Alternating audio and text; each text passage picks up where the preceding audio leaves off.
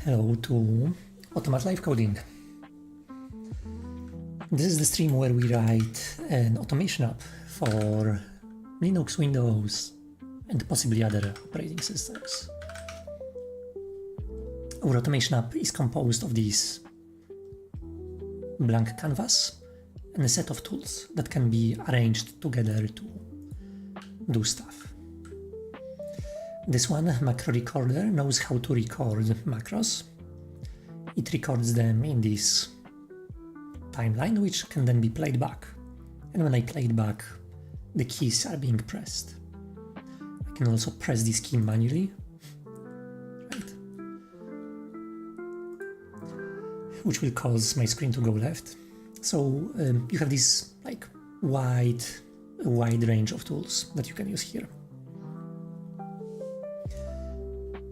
Now, we're kind of finished with the MVP, so this can actually replay macros. We could connect a hotkey. For example, when I press F3, it will record a macro. When I press F4, it will replay this macro. Right. I could do something like that. So it's kind of already functional. Right now we still have a bunch of polish stuff to do. For example, those connections displaying over toolbar. There are some issues with this connection kind of jumping around. So this is what we are going to do today. We have a roadmap. Here. Our current goal is to play Super Mario Bros, which is already possible. Super Mario Bros works. Now we just have to finish all of the bugs in the user interface, set up the build so that it's actually released to its website, which is automat.org. Yeah, and then we will move to cooler things. We have a bunch of project ideas for the future.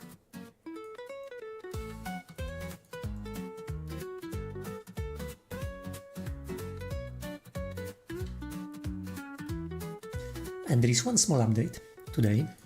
It's that we have this website, automat.org. There is a stream archive here, but that's not relevant. So we've added a new URL on this website.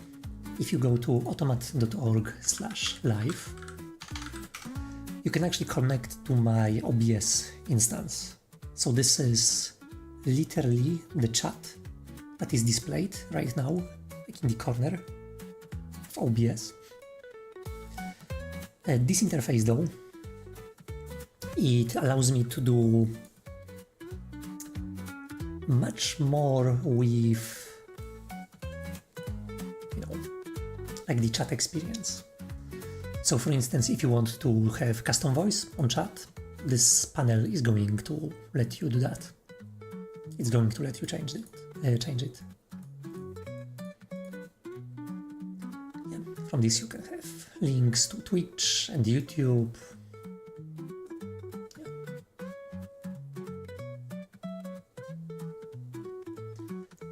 And soon there will be more nice utilities. So the plan is that on this interface, it will be possible to set custom voice, and the people who log in this interface will be displayed on stream as small characters on the bottom. I will probably check I will probably find some sprites.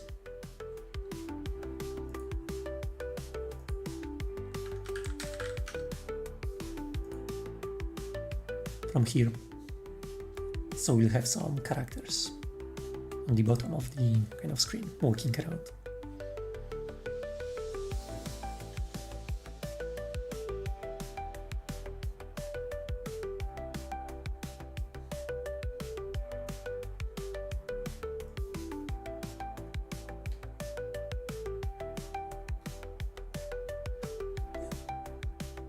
Something like that.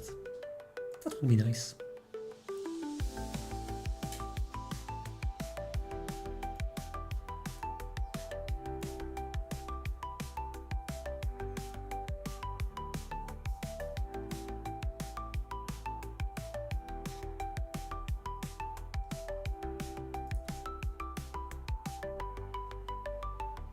These are pretty nice.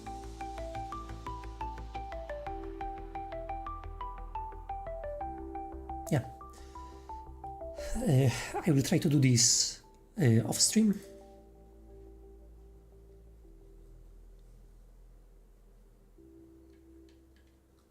Yeah, because on stream we'll be working mostly on AUTOMAT. But we are getting there. So now we have this public endpoint that you can go to visit the chat.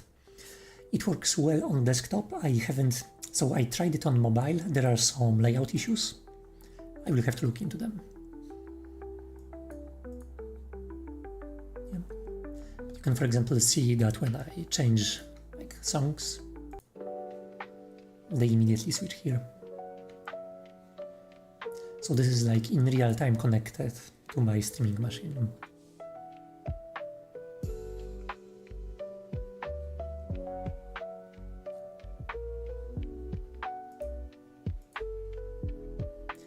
And this is another way that we can actually get more independent from Twitch and YouTube and other streaming platforms. If this is the main kind of endpoint for connecting to the stream, then even if my stream gets closed on YouTube, which could happen, I was close to getting 3 copyright strikes. I will still be able to stream kind of outside. Yeah. This chat interface displays buttons for silencing and banning people, but don't worry, they only work for me. They will not work for you.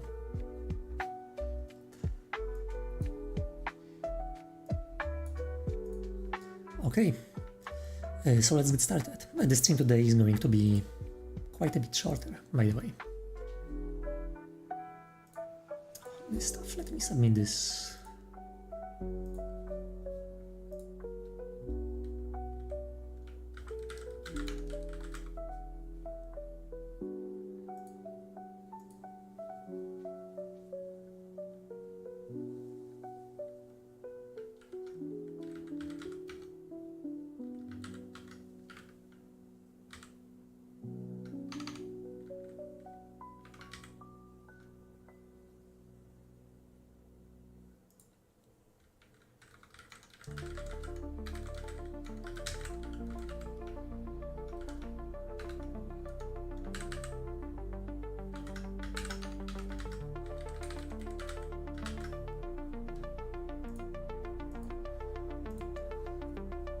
Okay.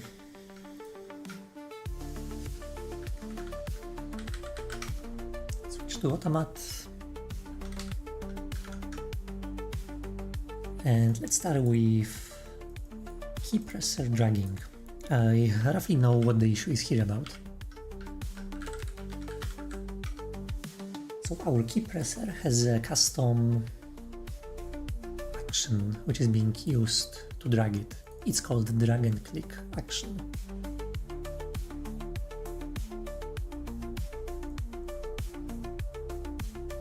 And this is actually a good excuse to fix a problem that we had during last stream. So this action kind of contains 2 actions internally, and it can dynamically switch between them. So if you do a click, you press quickly, then it will invoke the click action. But if you click and drag, click action is not going to execute it, drag action is going to be executed. And this is what allows this object to kind of be dragged. The issue, however, is that when I drag it like that,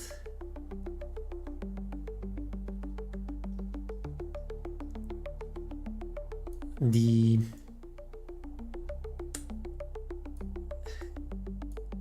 rendering pipeline doesn't properly know how to transform paths in the widget hierarchy. So here's what I want to do.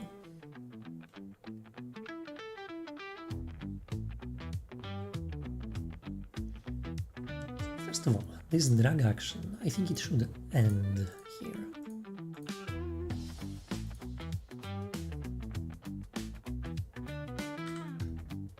So that we don't have two distinct actions on the same pointer.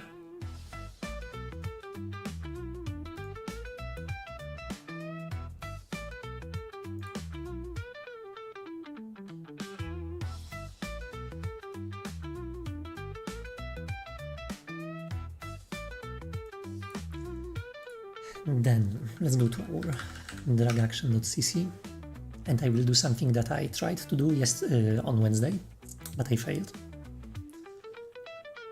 And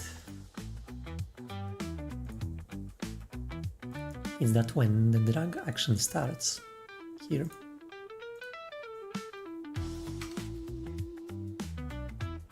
I will actually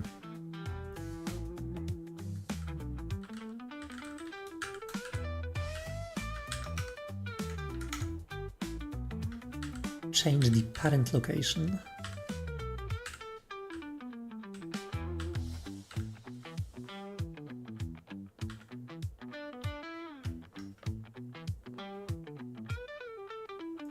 to null pointer.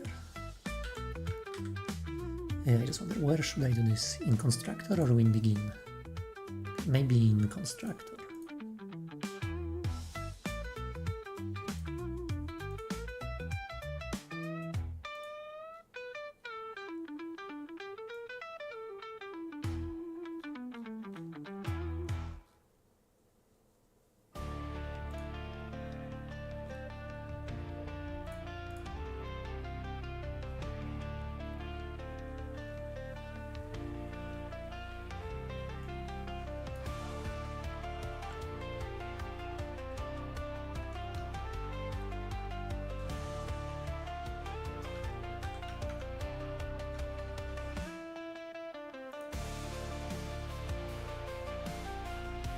When we have this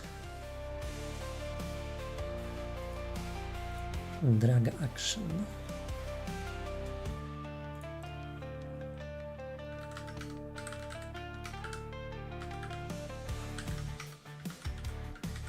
I think we should reset it so that it's destroyed here.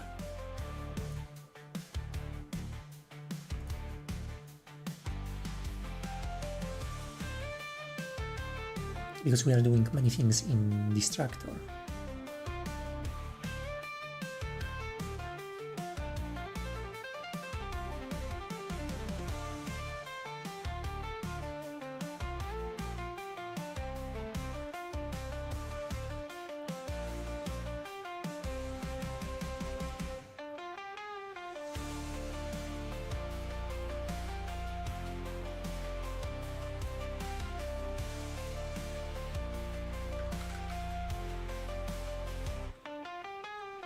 I think having begin and constructor and destructor is kind of,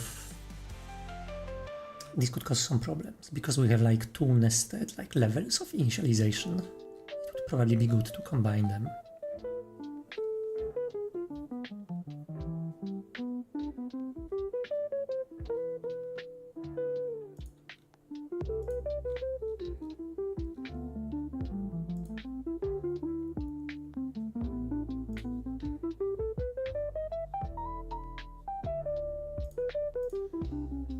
However, there is one important distinction between them, and doesn't really have to be called.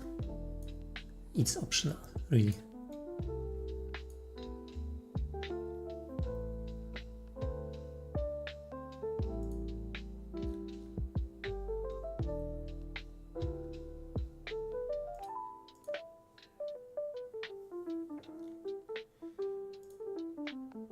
Or maybe I should get rid of them.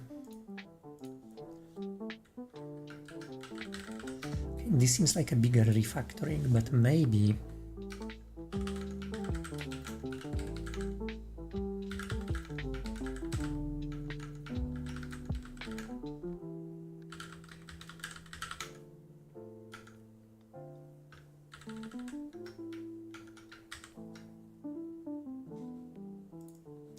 so right now, when we don't call end, this is used as the way to indicate that the action was cancelled. For example, I was dragging an object and released it outside of the window. No, it caused the object to completely disappear.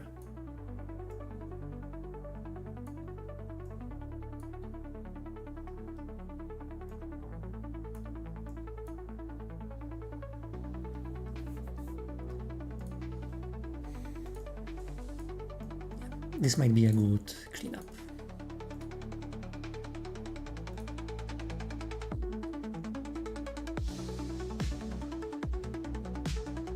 But now let's take care of those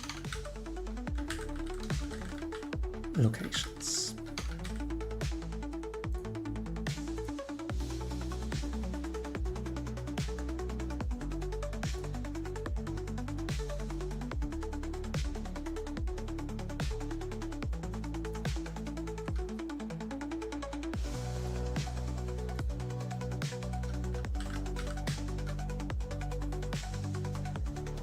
This will cause AUTOMAT to crash, and we are using this location -parent in many places to reconstruct the widget hierarchy.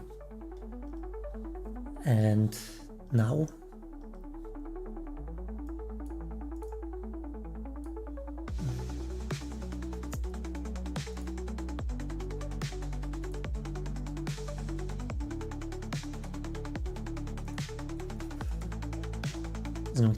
okay, I just noticed the stream title should be updated, so let me quickly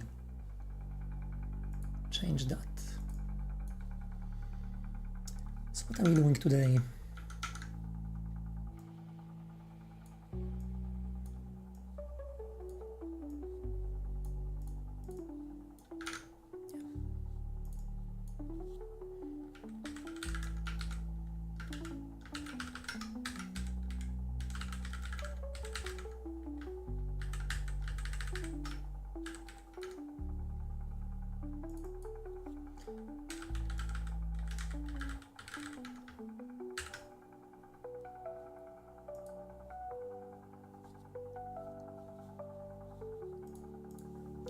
The stream title should be changed now. Anyway.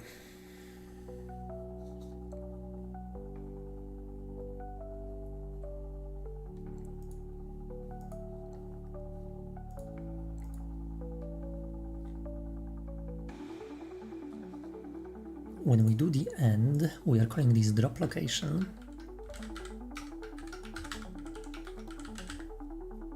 Here. So we are fixing the parent hierarchy.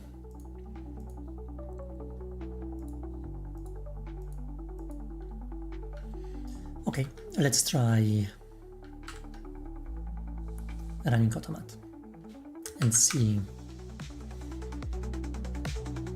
where it breaks. It will break, definitely. It will crash. I actually think we should probably start debugger.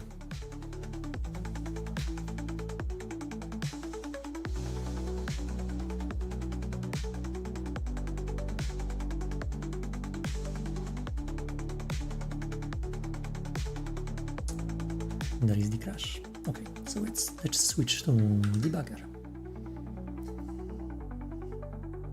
You can tell by this small string on the bottom of the screen that debugger is kind of active now.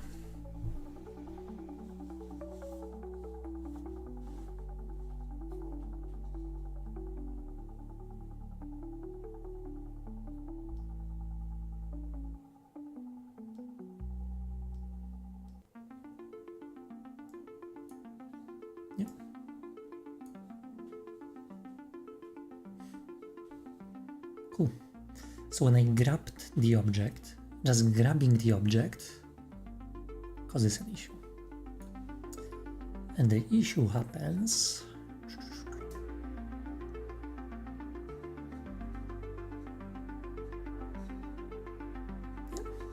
in the pre-draw function of connection widget.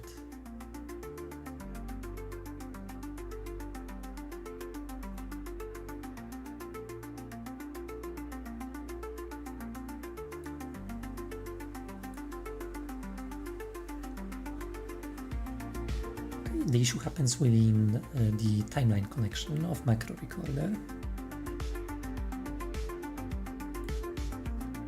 So it's searching for nearby candidates. Makes sense. And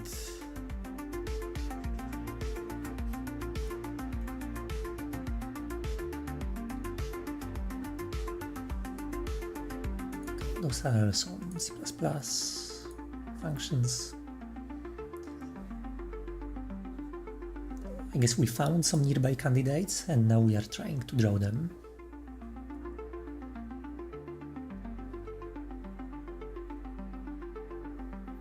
Connection widget pre-draw.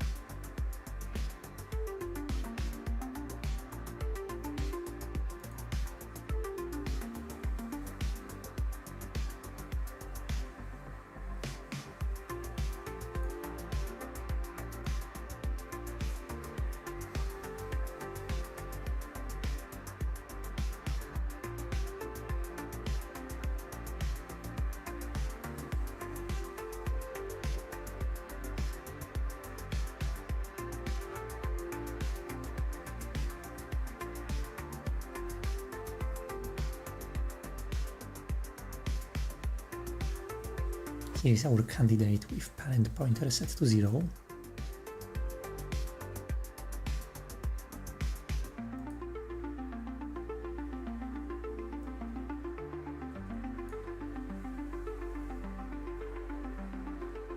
And here is our root connection function.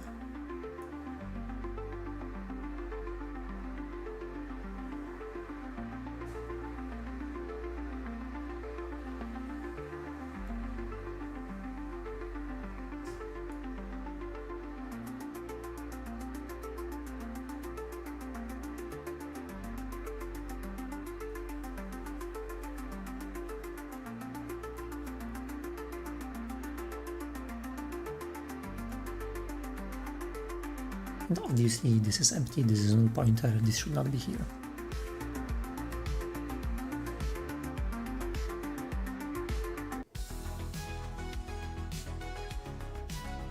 So really what we want to do here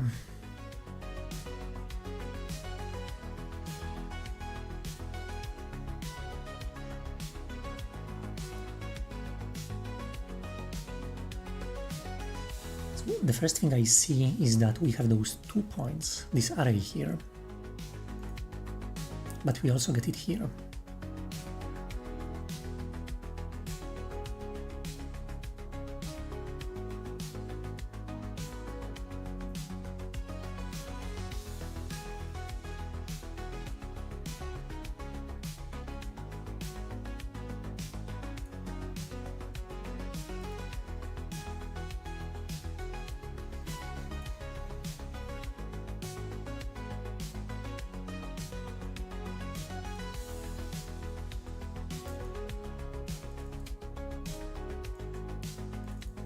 There are many places where we use this function.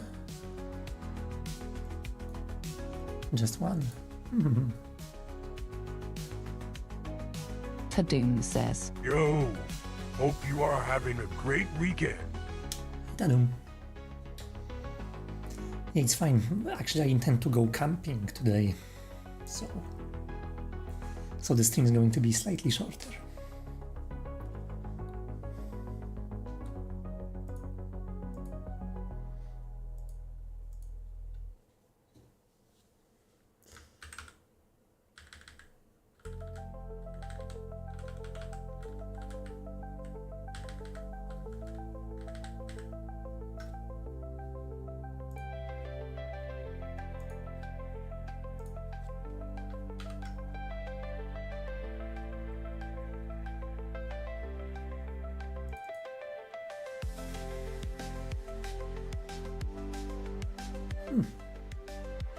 Okay, this is very interesting.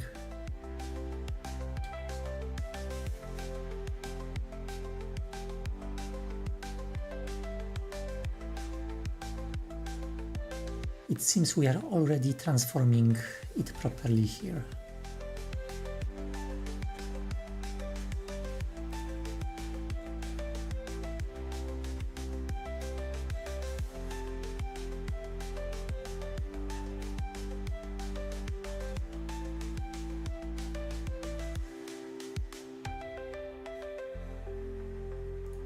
Okay, so the solution should be fairly simple.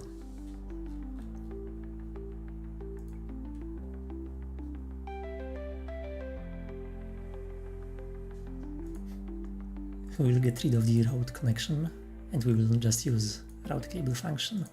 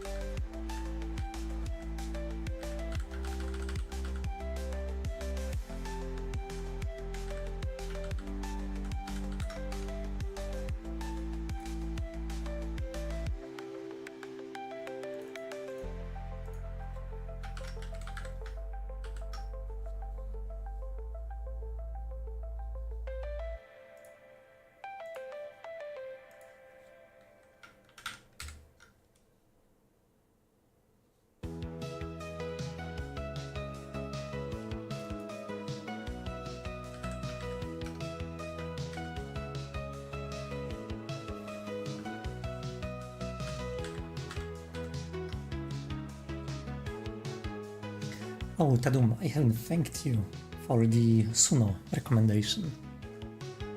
I had to delete like my old streams from YouTube because of copyright issues, because there are those companies that strike Creative Commons music.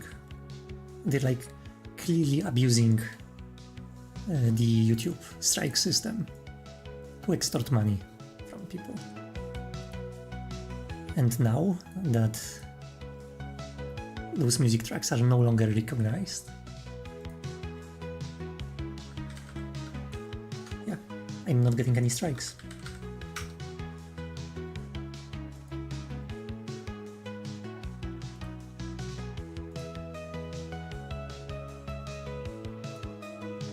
So here, this is the important kind of section.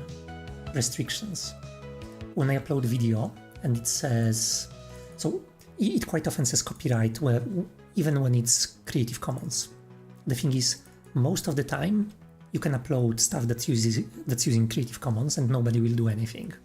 But sometimes you have those companies like the United Media, which will kind of just send strikes. Anyway. And they will claim that they own the copyright to those tracks, even though they don't. That's great. Yeah. And now we get nothing here. So I don't have to delete stuff from YouTube anymore. So nice. And it's not going to be silenced on Twitch. And the music is actually decent. I have more tracks queued, I just have to come up with good titles for them.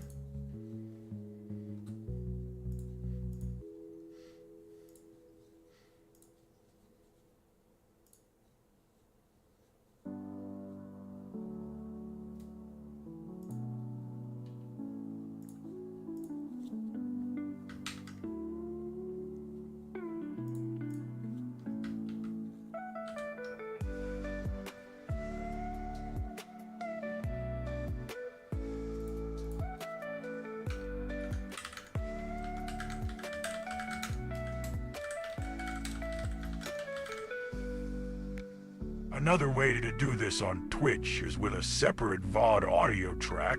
This lets you specify a track that only appears to live audience, but will not appear in VODs. Yeah, I was thinking about this as well.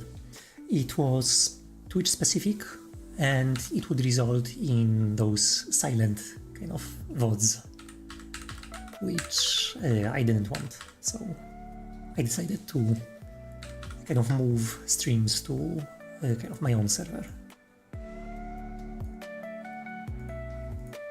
Yeah, but I also heard about this.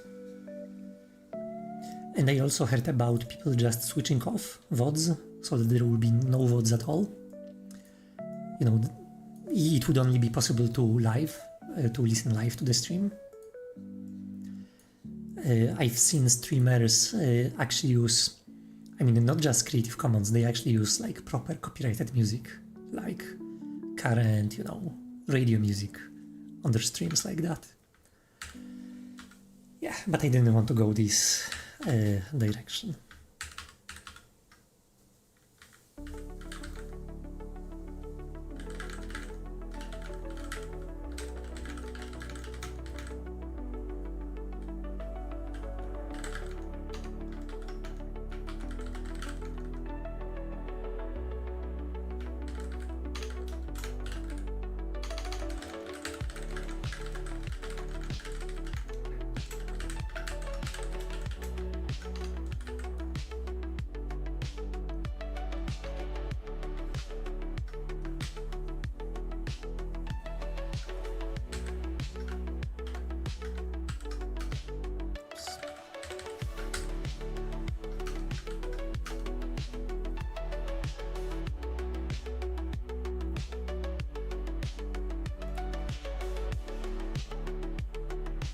Yeah, we just removed a bunch of unnecessary work.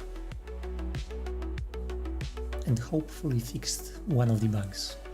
There will probably be more. There is more. Let's see. Actually, instead of debugging, it has to start now.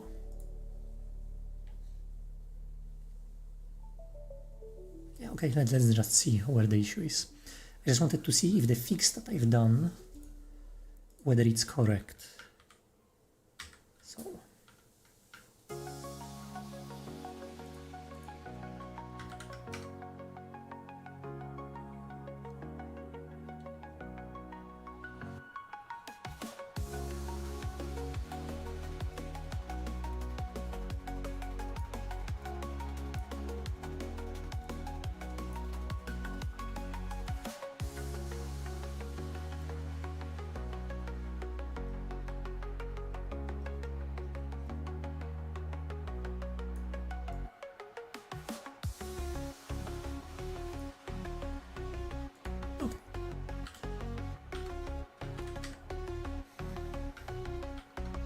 Let's continue debugging.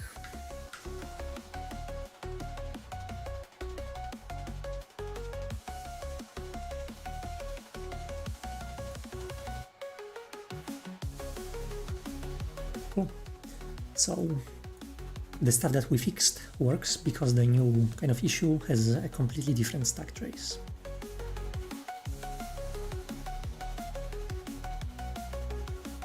You know, in those stack traces, it would be nice if I could remove those entries here, or just skip them. It's totally unnecessary. 4 entries which are just describing C++ Lambda implementation.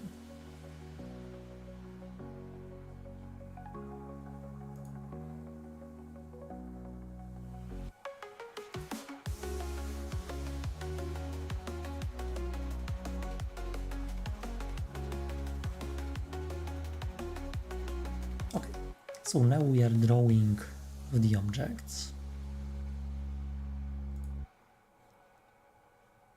Specifically the connection widgets, okay? So we are at the end of the draw operation.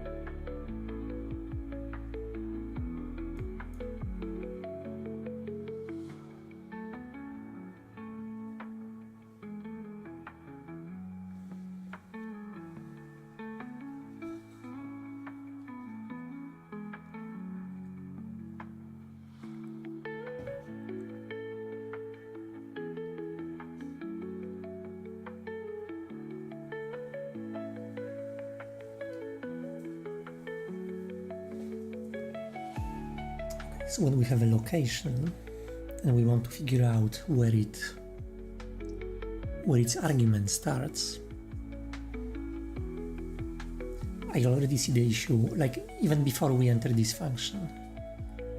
So the idea with locations is that they can be rendered in multiple places on the screen, because we could have multiple viewports in AUTOMAT. So when we want to draw a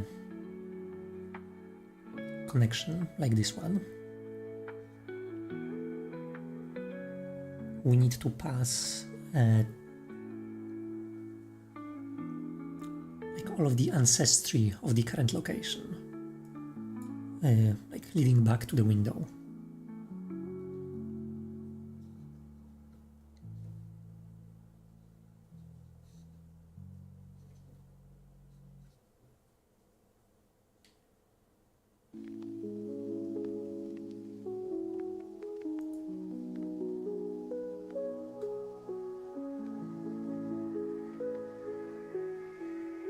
So this argstart function has to be modified.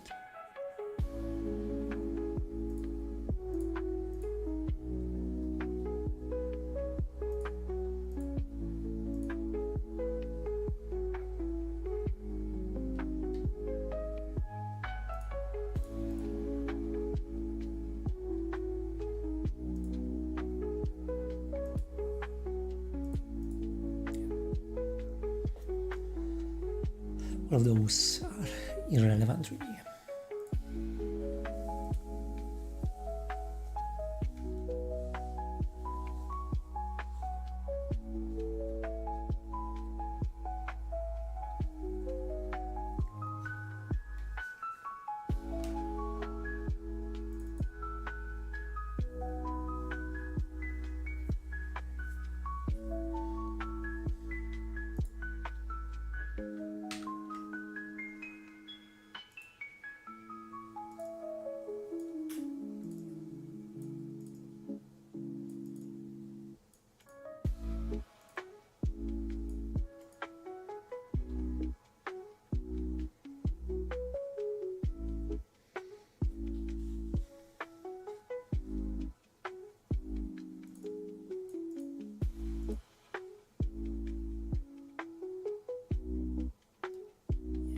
When we want to figure out the position of anything on screen,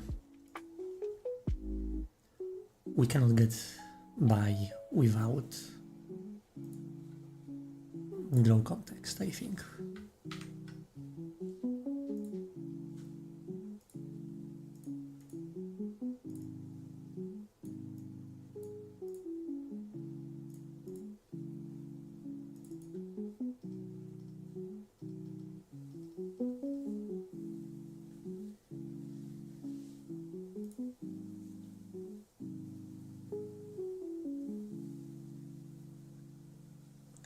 Is just a cheap, like not so cheap, vector with widgets.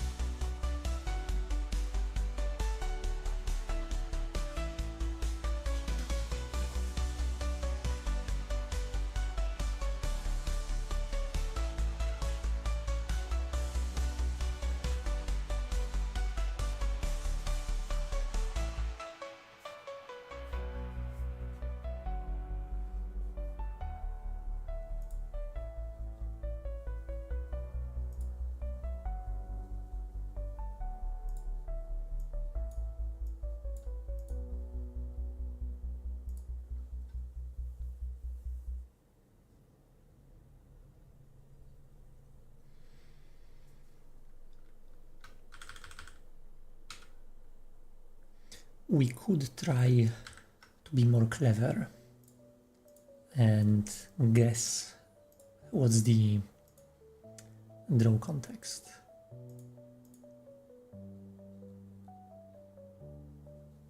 So when we draw this connection,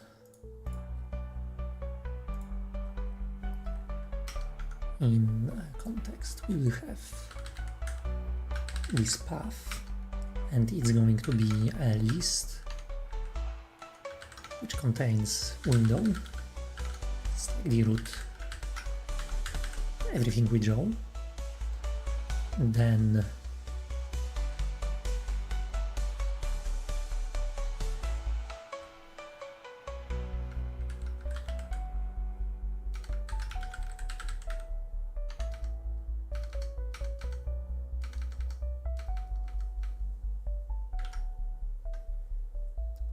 drag location action. So this is one variant of path that we may see.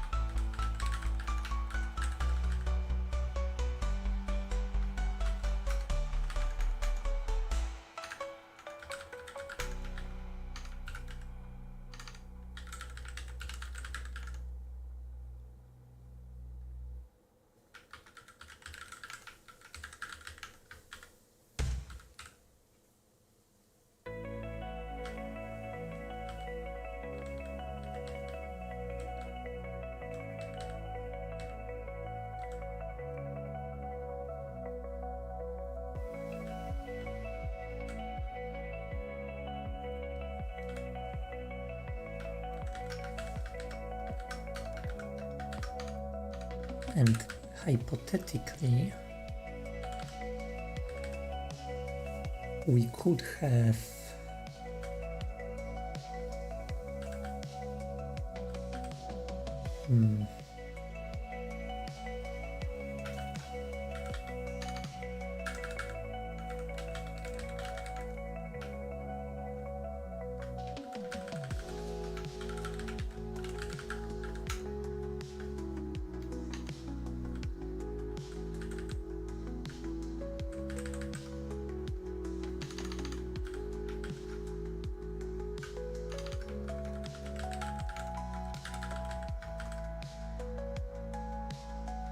something like that.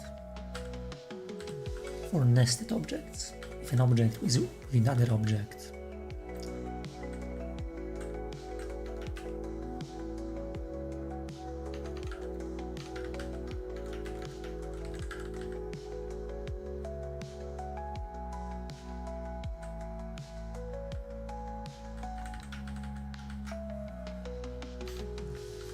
so this is sort of the regular expression.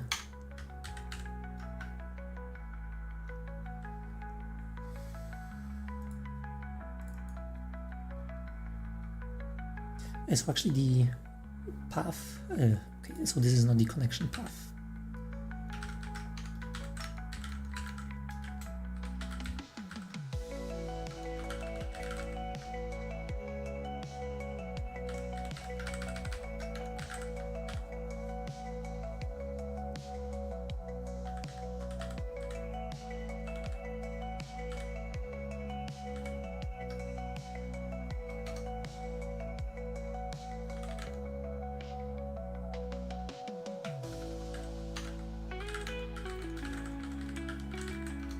The value of ctx.path is actually much simpler. It's just window and then connection widget.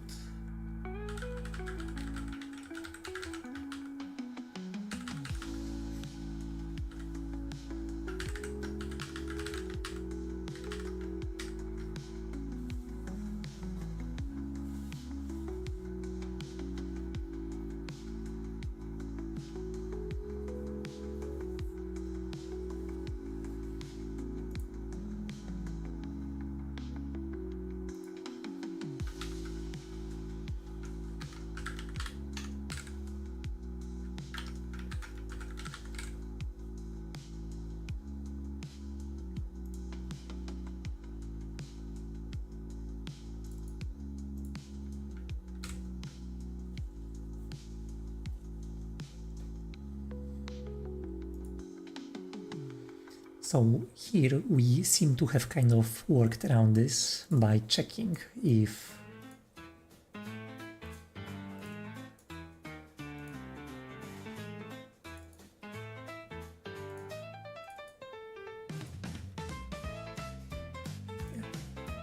we can find a nearby object.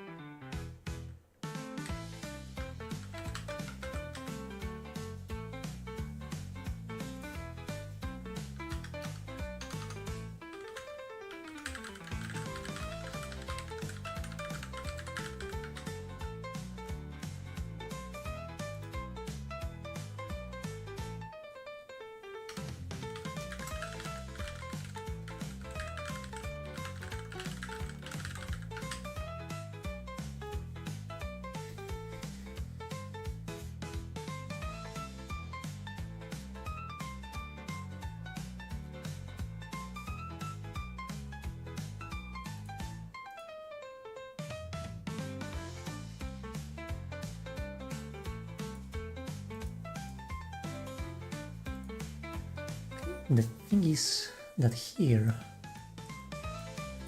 we seem to be able to construct this path differently in those two different places, and I would like to extract this into a separate function.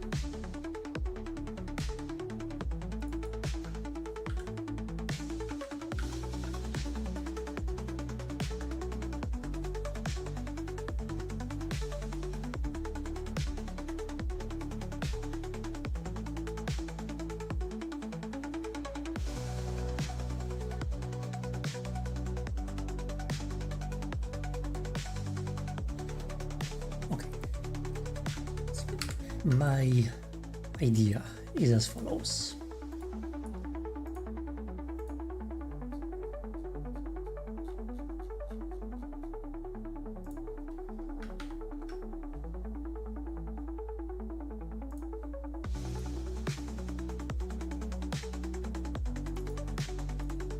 We will remove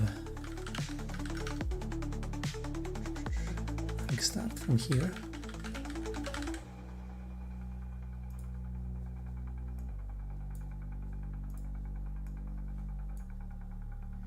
Instead, we will make this part of the argument object. I think it makes sense. We are asking for the start position for this argument.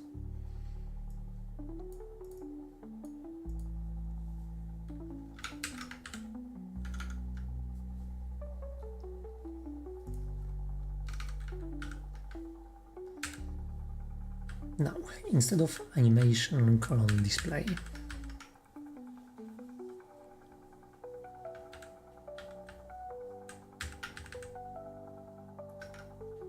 here we will pass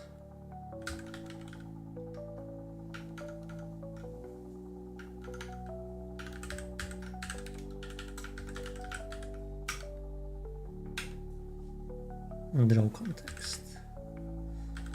In this draw context, really the only important thing for us is path and the display object.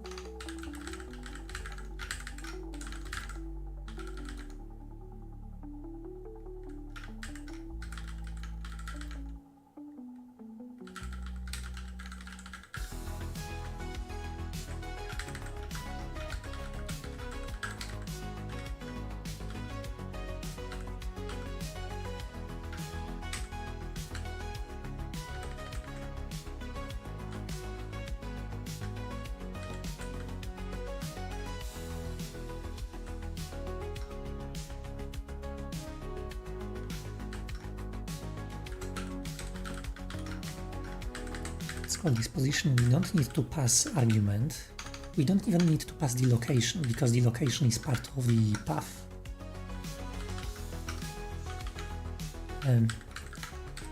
The only requirement is that the final element of the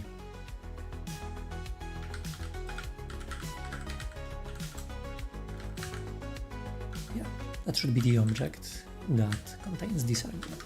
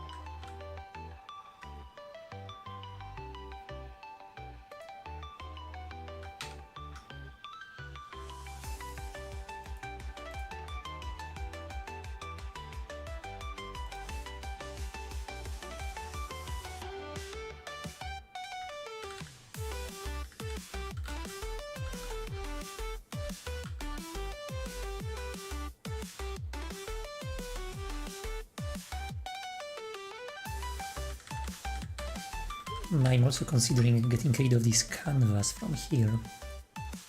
We could have a separate object here that would just specify.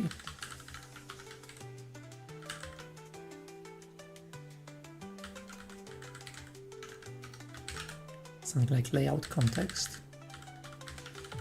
It would contain those two elements.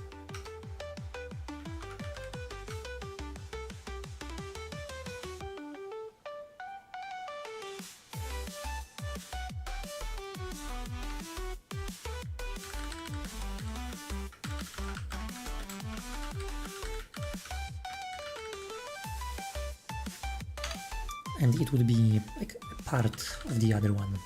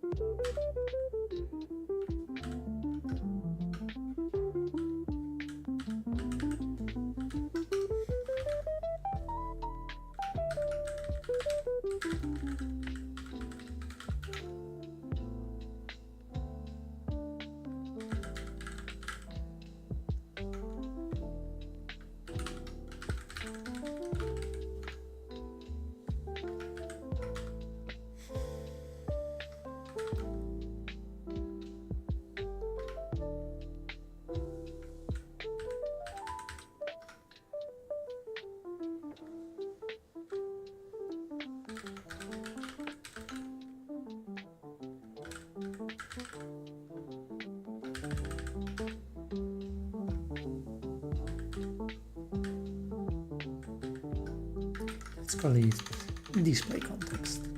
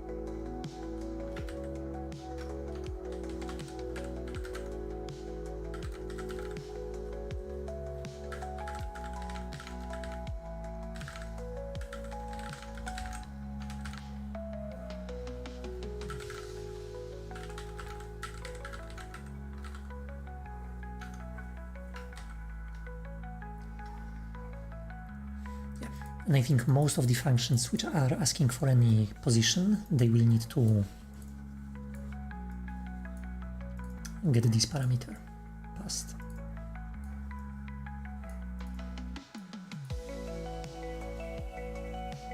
Cool. This is a very weird approach to drawing stuff. It's very similar to IM GUI, like the immediate mode GUI, but it's not exactly the same. We are obviously caching stuff. Within this display context, we can access a cache. And so we don't have to kind of recompute and redraw everything every frame. But objects don't know where they will be rendered. They can be rendered anywhere and multiple times per frame. And this position function, yeah, it's just meant to help us get the position of the object. And it can be drawn in multiple places. For instance, we could have like sub-windows. And this function should allow us to work with those sub-windows efficiently, because through display context we can specify the path, like which sub-window we are part of.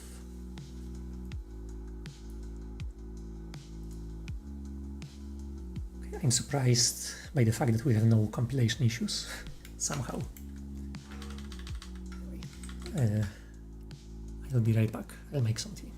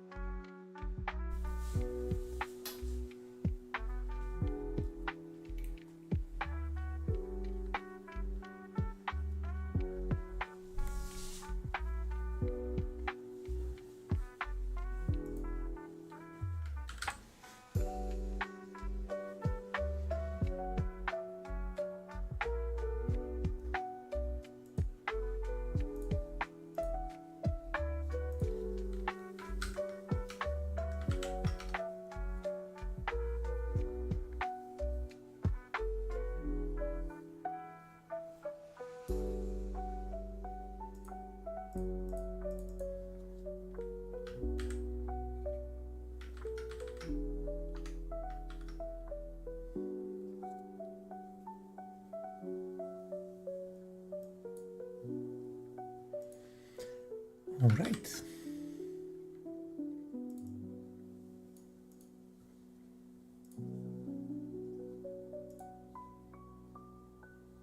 It's not going to be a straightforward change.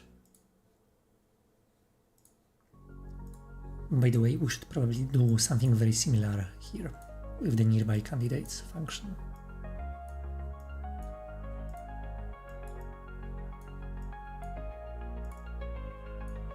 So that the structure of the code should reflect the structure of the user interface. And right now it doesn't. Because if we have this situation with multiple windows, like I mentioned before, this signature is just not going to be useful here. But we'll fix it when we have time. This to do.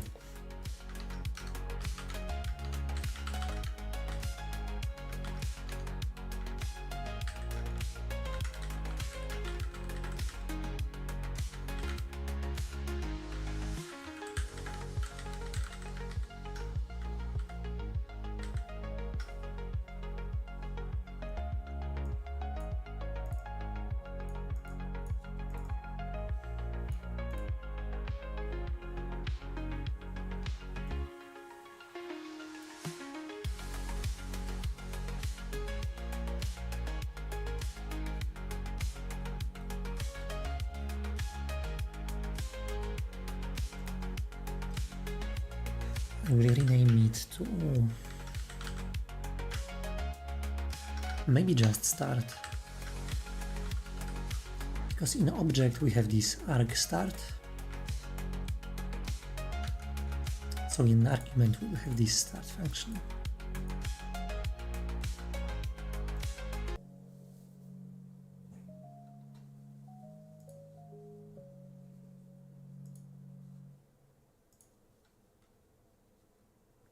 So this is the line which was causing problems for us. Let's create display context.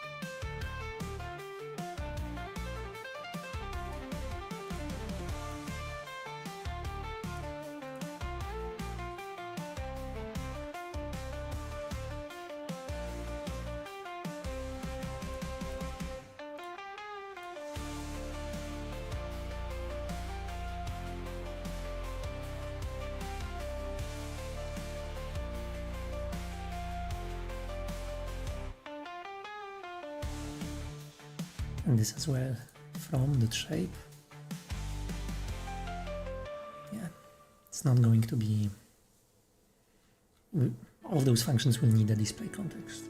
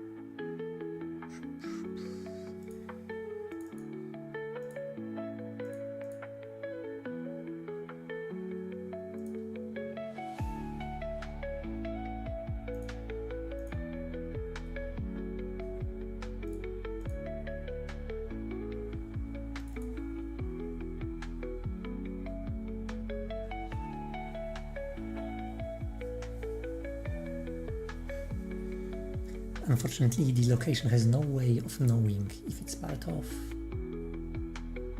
pointer. Something like that would be necessary.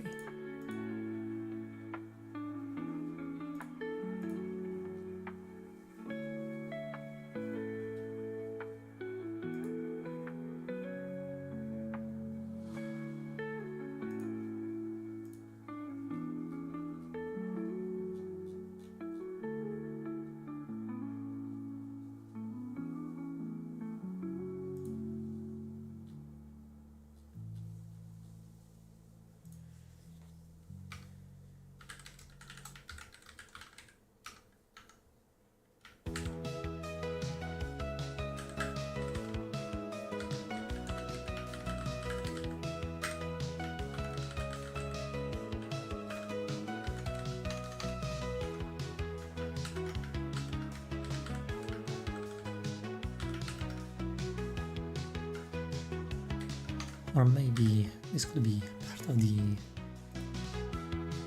display context itself.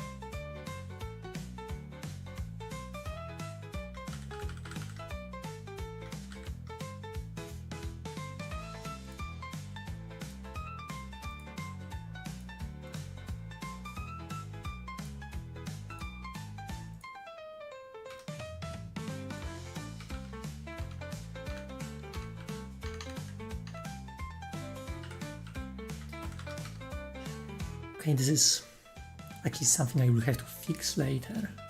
I don't know if I want to do that. Maybe I should just store within location. It's parent widget.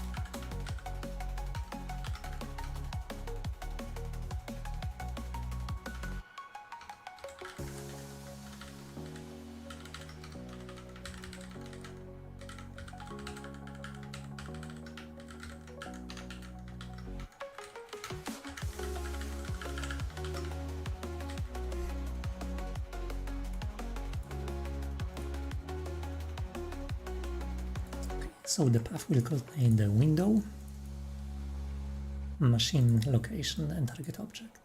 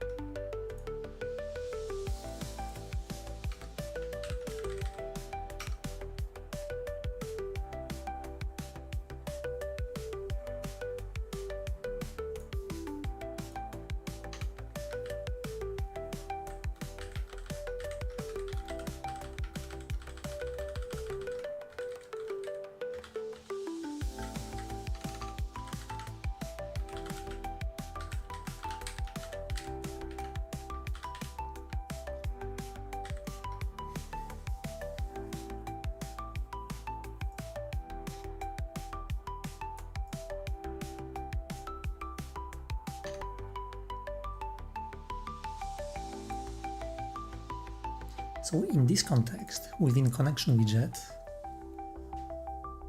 all of the locations that we are drawing are actually children of the root location, root machine. So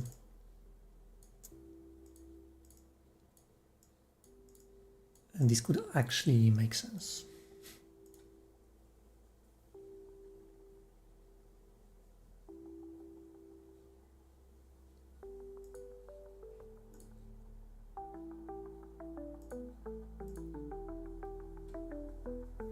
Probably at the end I will have to store the pointers to parent widgets anyway.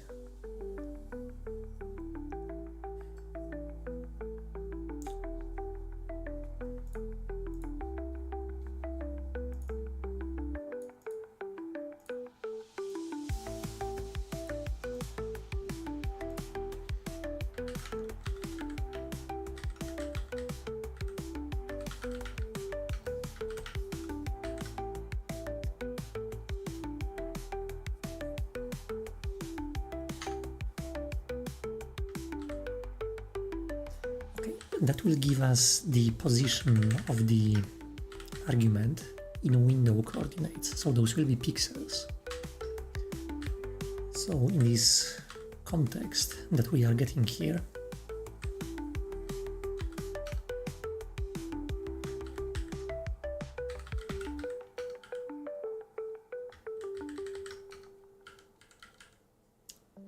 we should pop like the first element.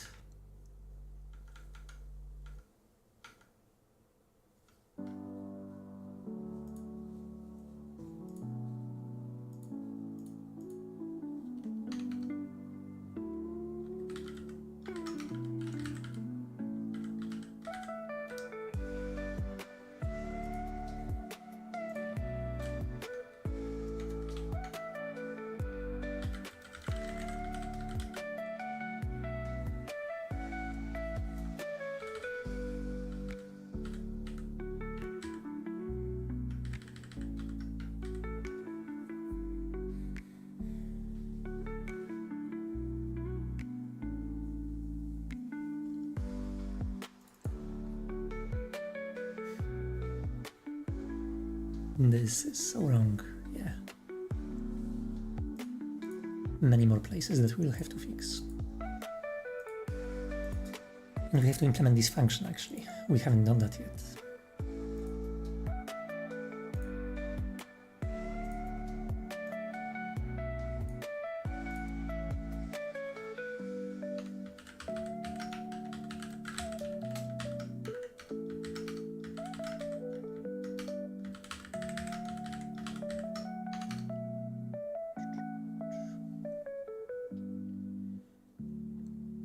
So first of all, we should have the last element,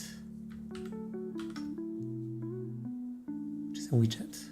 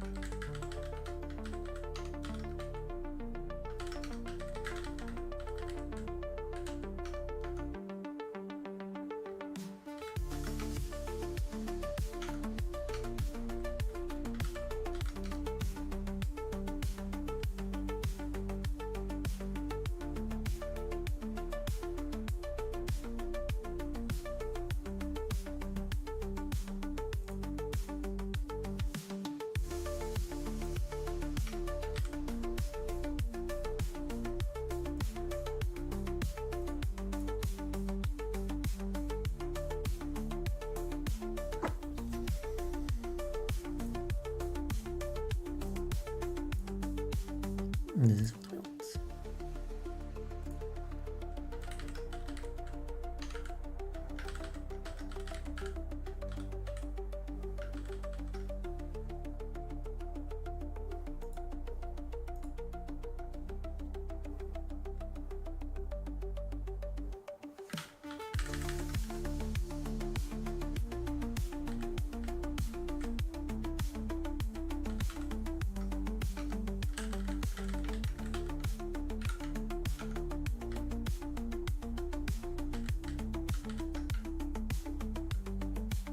Okay, so we are asking the object for its position, and then we are transforming it using this matrix.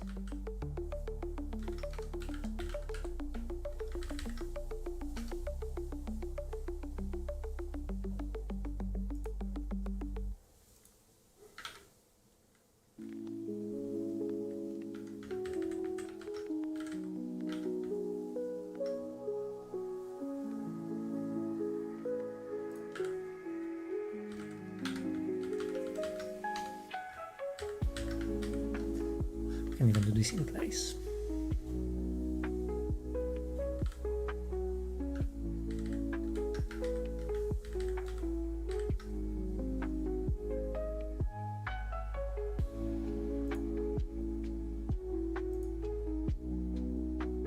Okay, so this is the first issue, hopefully fixed.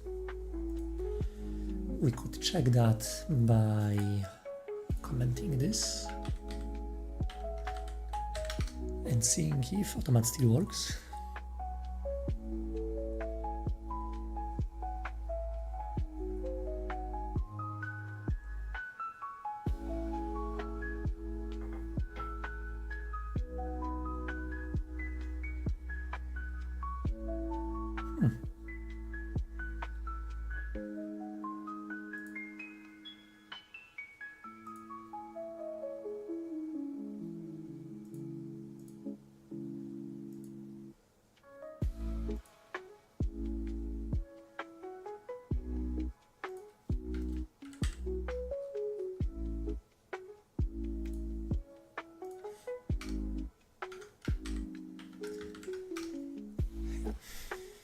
Silly issue.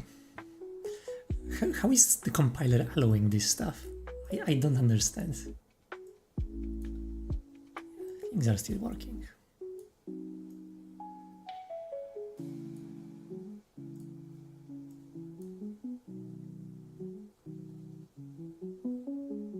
We just changed the way that we are using to find the start positions for every connection.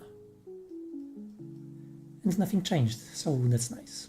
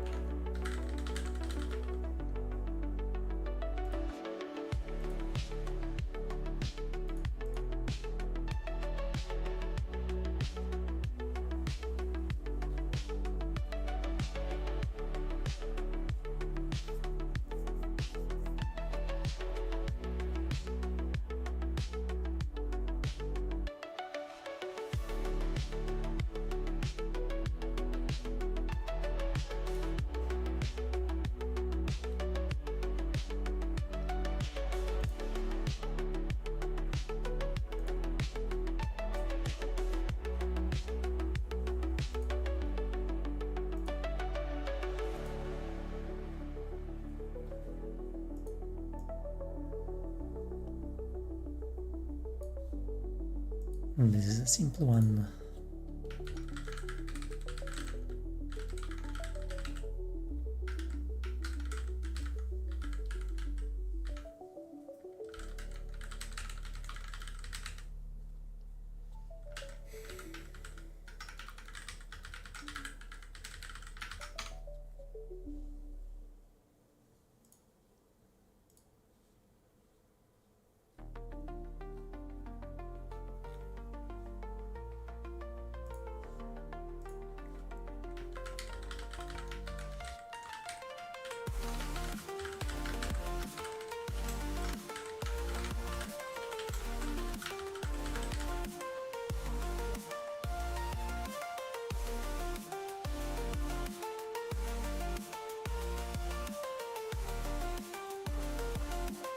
So in this function, I think we could do that.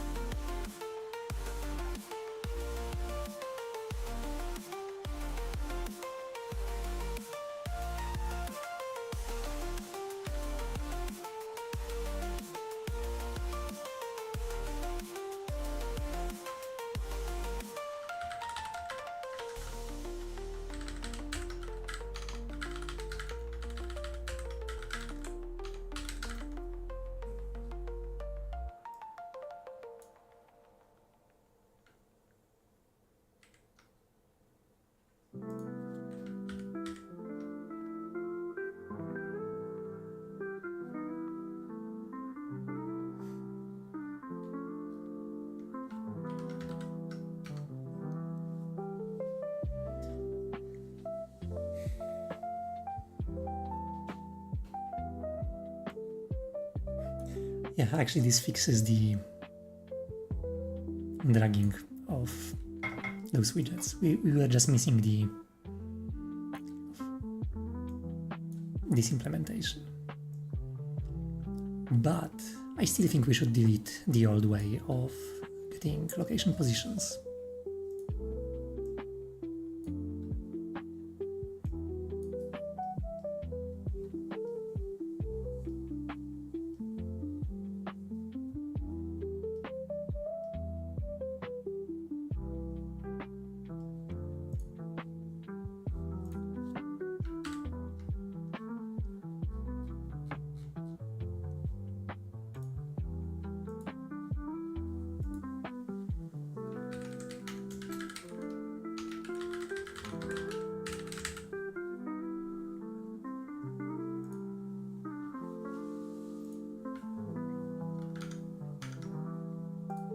So we actually fixed that. Let's mark it as fixed. But this arc start, we still should remove that.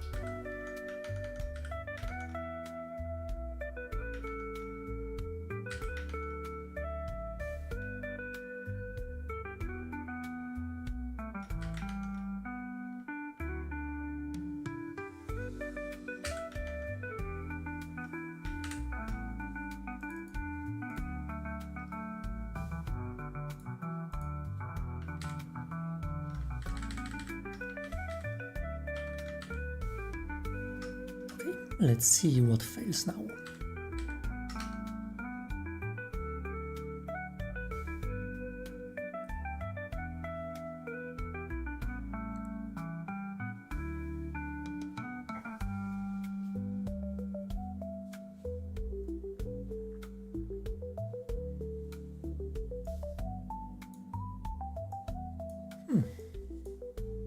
Okay, it still crashes. Good, that's good. I can draw actually many objects. And they are still rendered despite having null parent.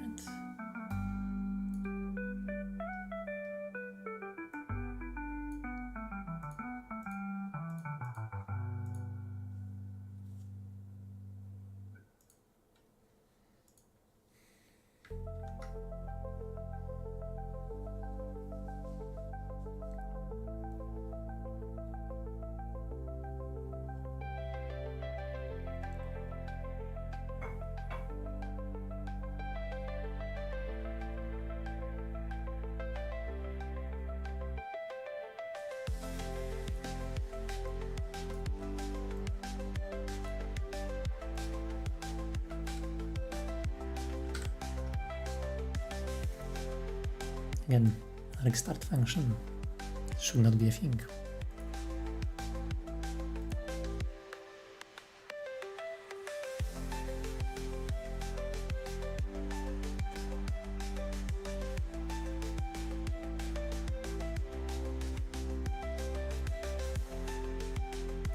Now that we have all of those facilities, we could have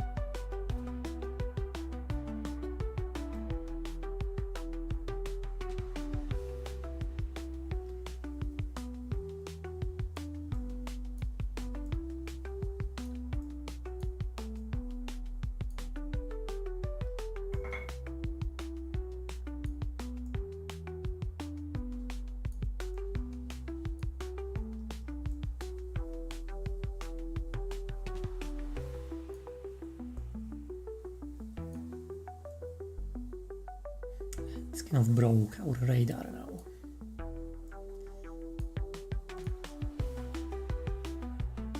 But it's working, so we don't have any crashes. It's just when we grab timeline, the radar seems to work. When we grab this, fortunately not. And the issue is probably in nearby candidates.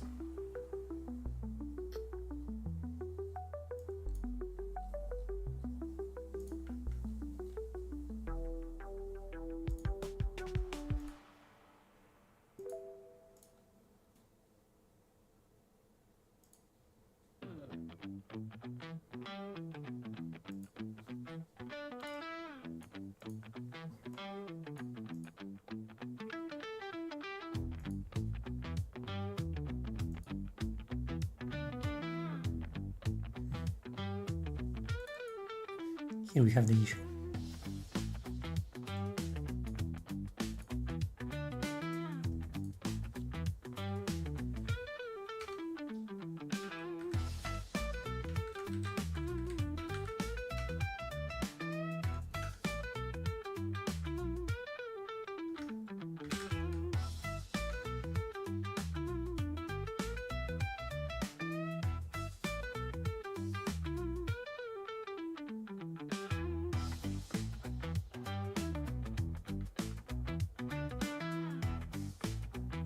It's very interesting. We don't have any display here.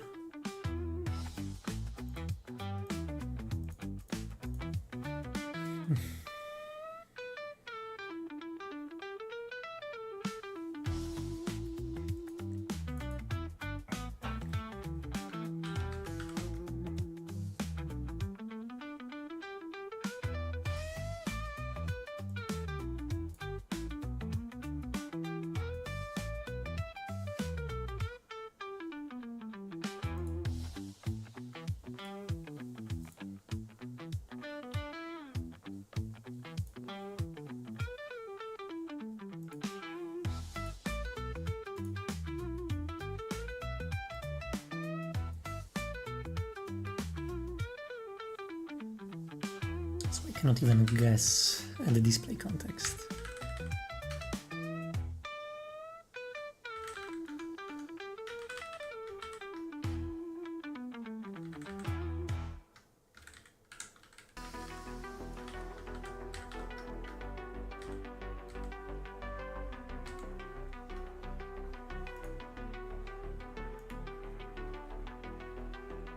There is an interesting issue, because when we try to find target location here, this is something that I will have to refactor.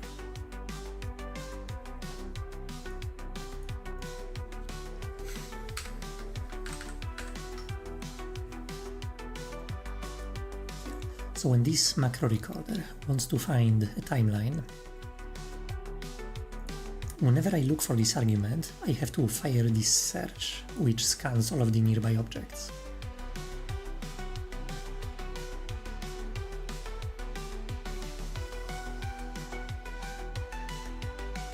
And it shouldn't be like that. We should probably save the nearby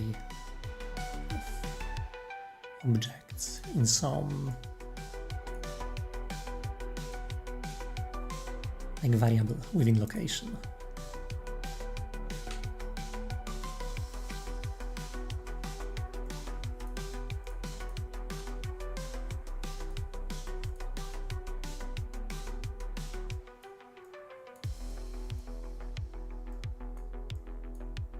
Something like this. So those are those stable connections.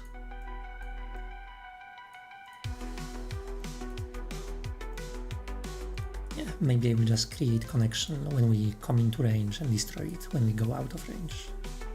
Could be a solution.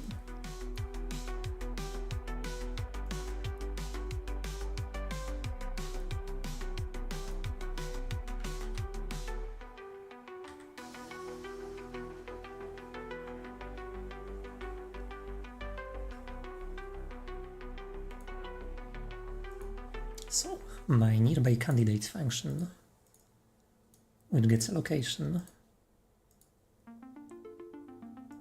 and the radius.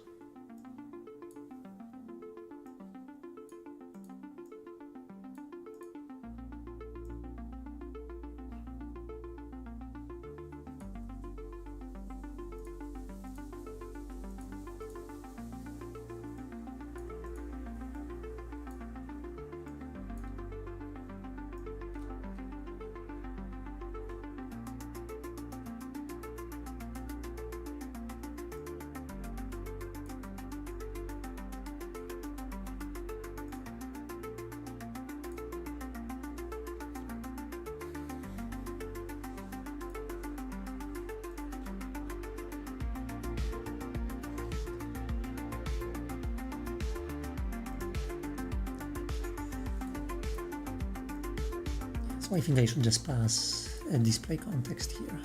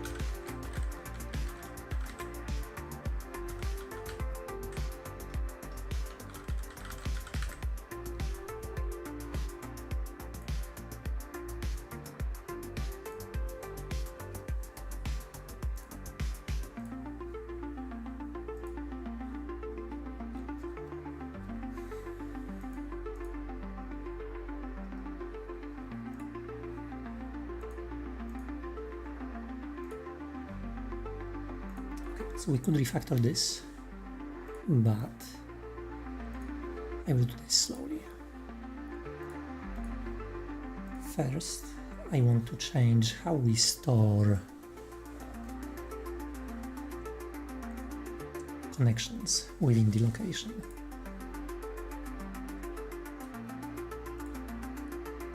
Right now we are using a string multimap. I think that should be keyed by pointer to argument instead.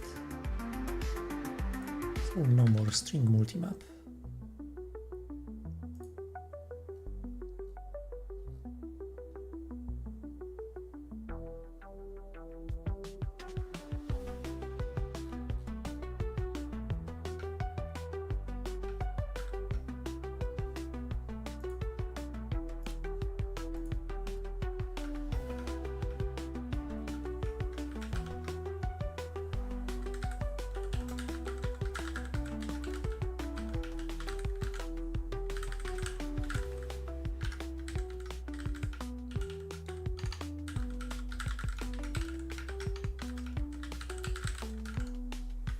We will replace those maps with something more efficient, maybe lists or something like that.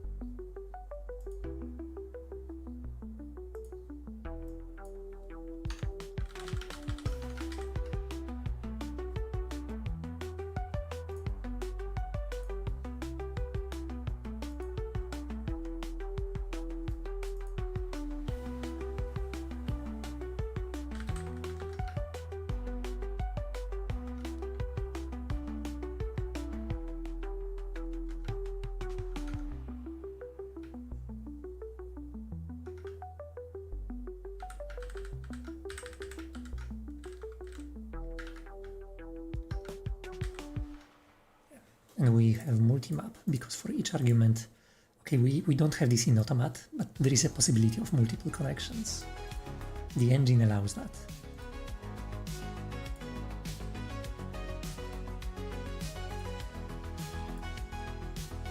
We just have to fix.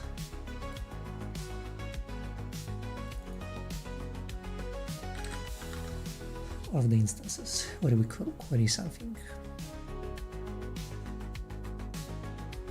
The location.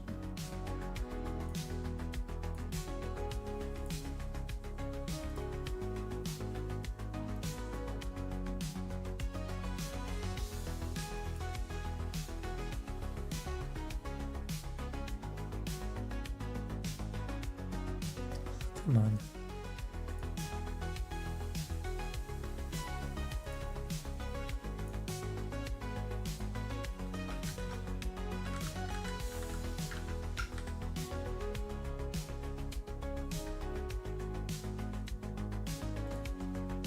The icons, fine.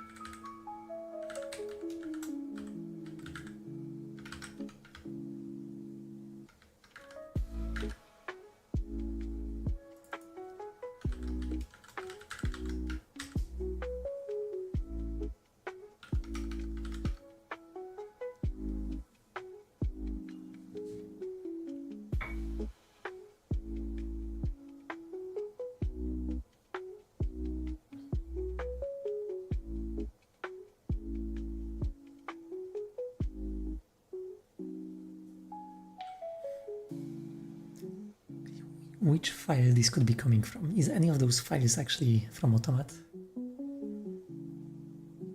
Somewhere in location.cc.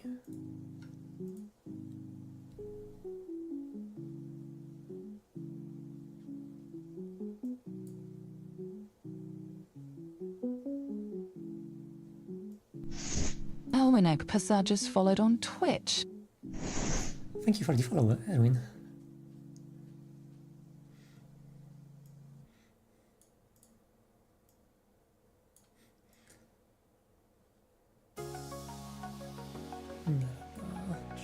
That's it.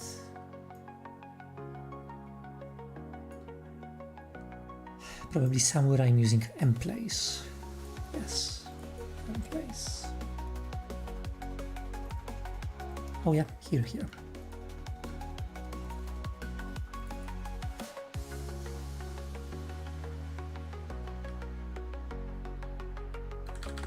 Okay, disconnect to function doesn't make sense. We shouldn't use labels. We have to change this signature to use connections, like arguments.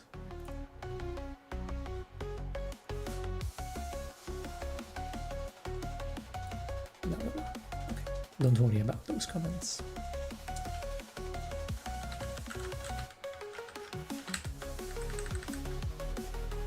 And that argument could also be passed as a reference.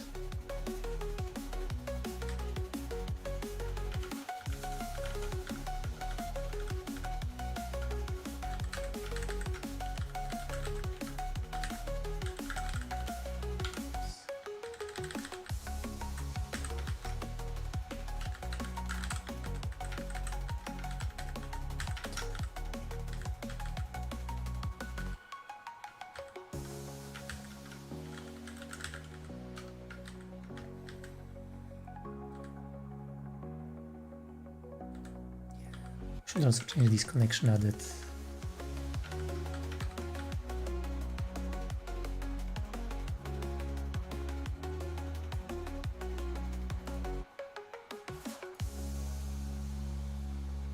So that it takes argument pointer.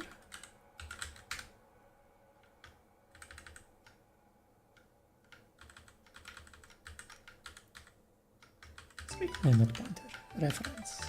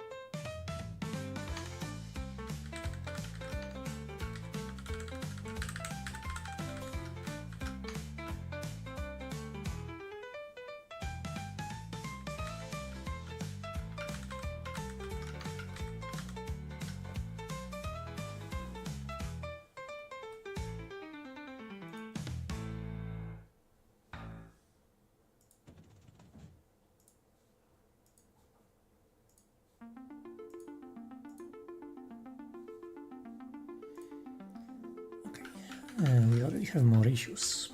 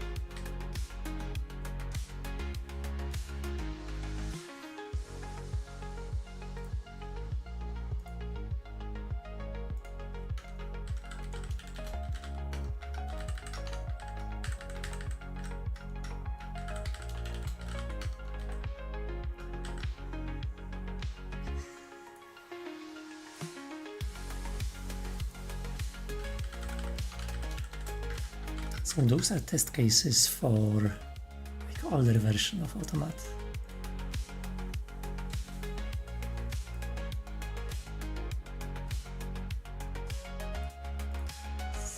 Combo box option.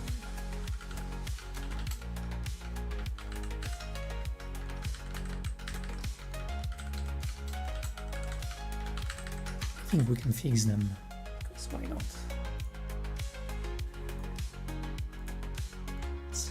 Let's have a working kind of example there.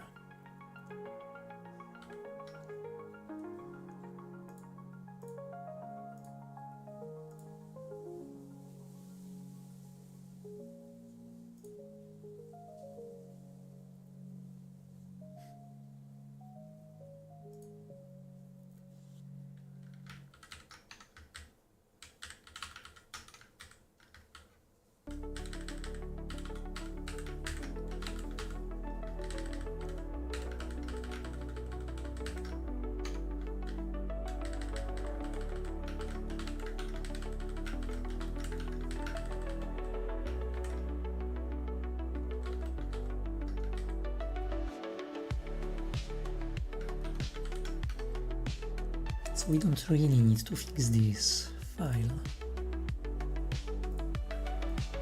because it's not really linked in most of the time. Maybe in debug build only.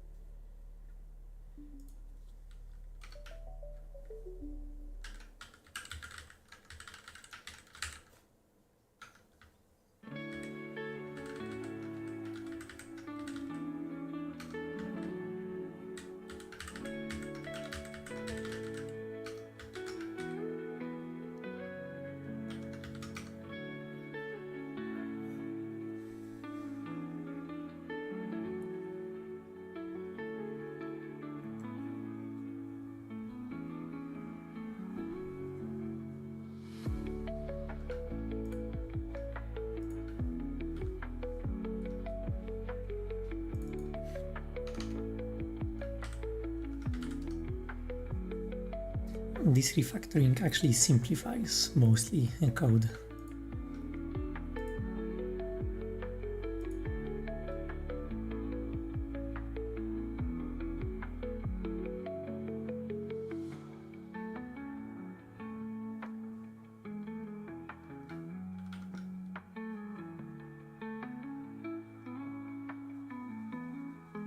Examine this place.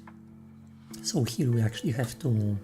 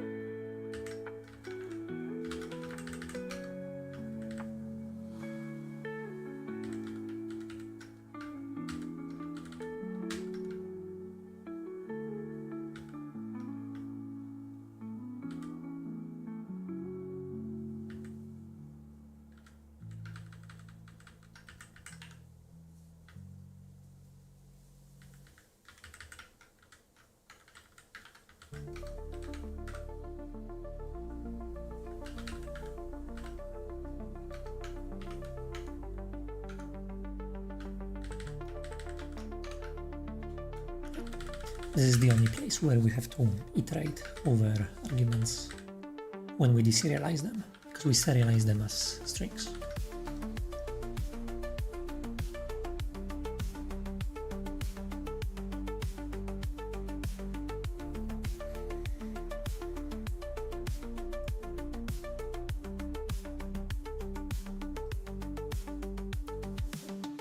Things work.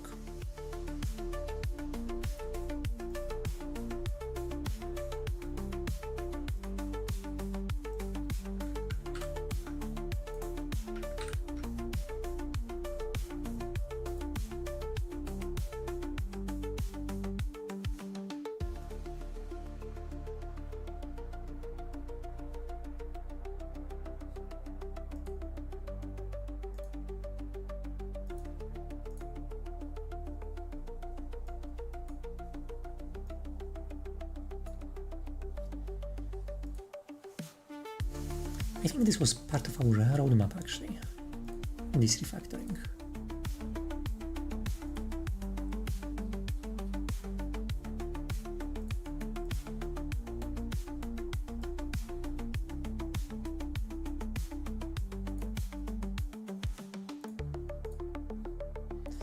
I haven't finished fixing the library,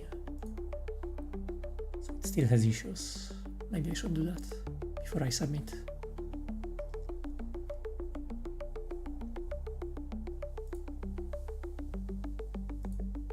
Whatever, I'll do this in the next commit.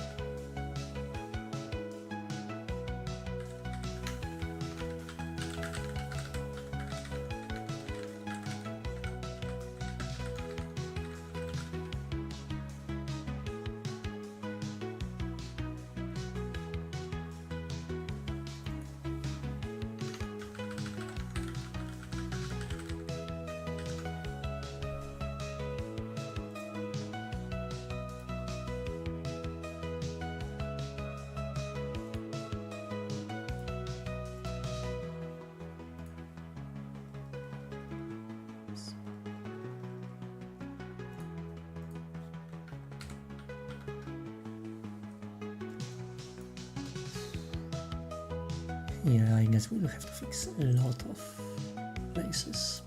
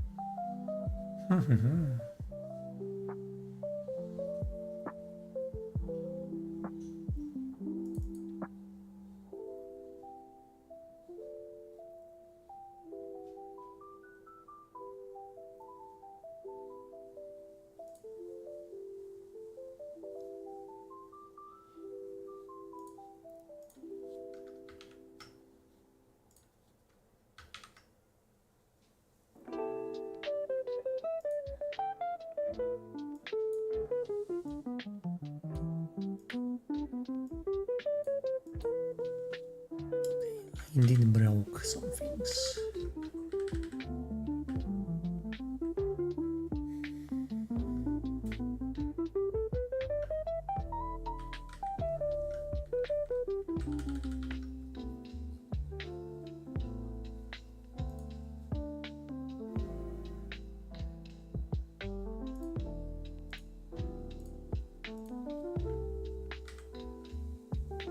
Running inference of the new flux. One dev model RN using the most cursed setup, Dr. How does Flux compare to Stable Diffusion 3? Because recently 3 came out and I played with it. It actually is good at prompt following. And in terms of performance, it's similar to SDXL.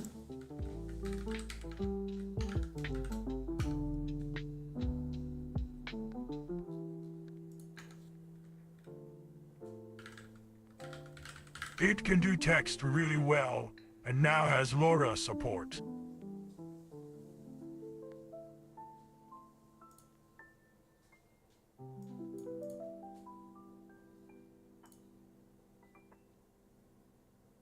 It's also not prompted like Stable Diffusion. It's really good at following natural language prompt.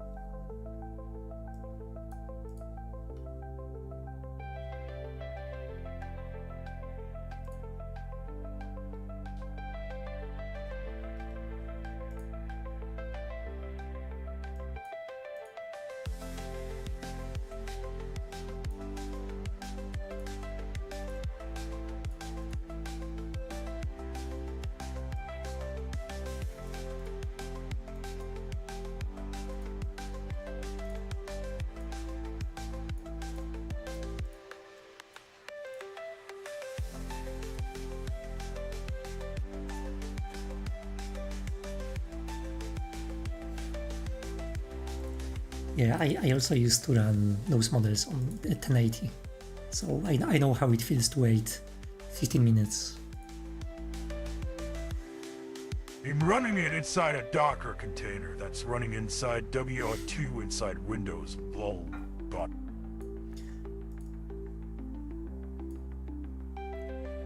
Okay, this is actually crazy. Can you get a GPU access to work in WSL? In a Docker in WSL?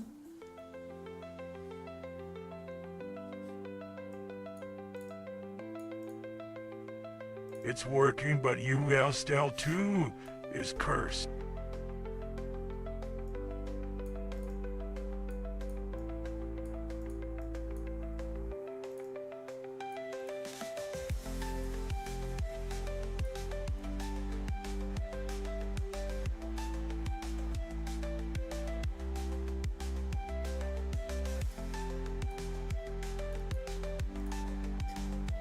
I pretty much never use Docker.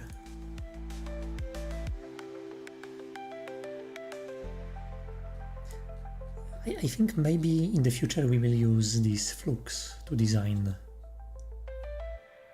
new AUTOMAT objects.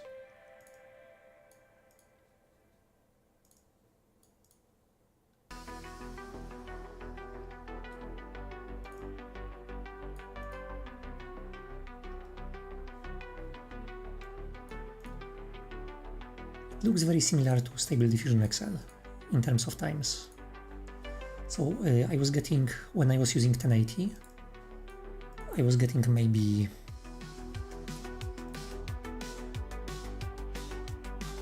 something very similar, I think. 1.5 minutes per iteration.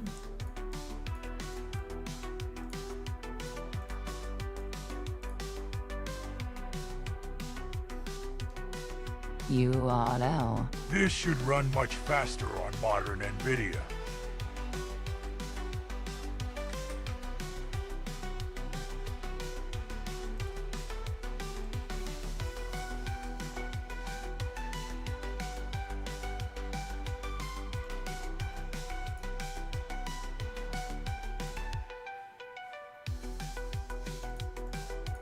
Nice.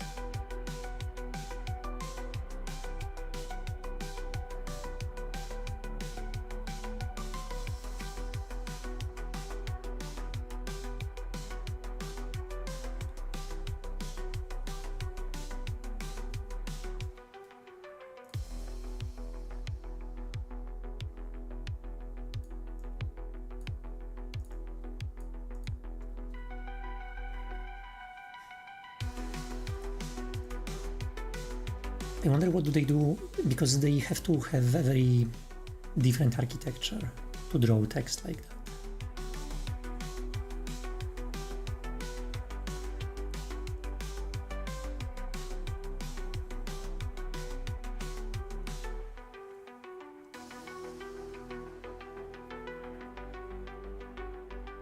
So yeah, because Stable Diffusion uses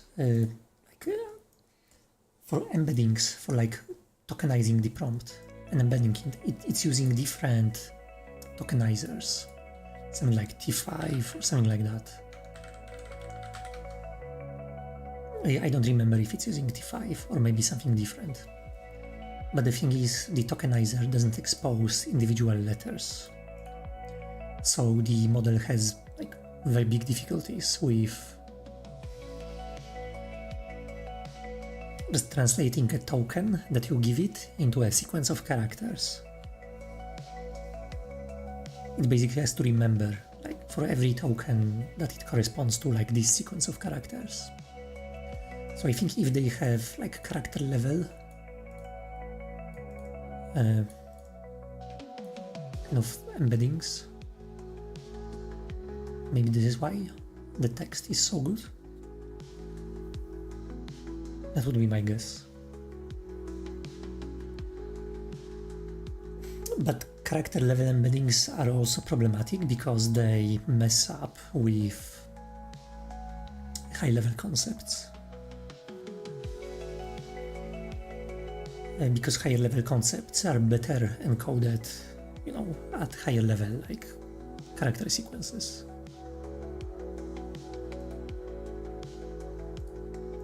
Yeah, I think it's definitely some sort of ancient magic. Okay,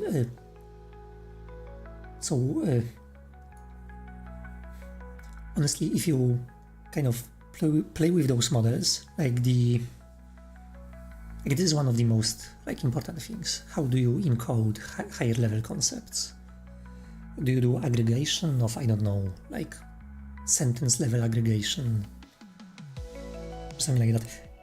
You know, if you are just working in English, you probably don't care about that.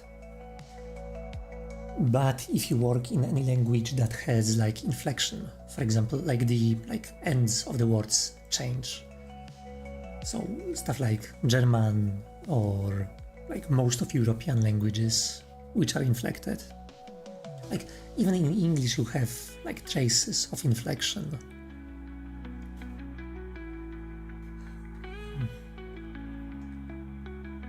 You have, you know, this drone.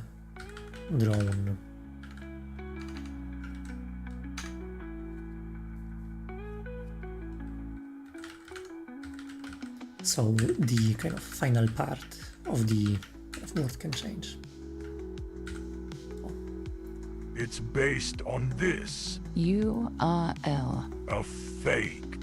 Yeah, thanks. I was just thinking about if they did publish anything.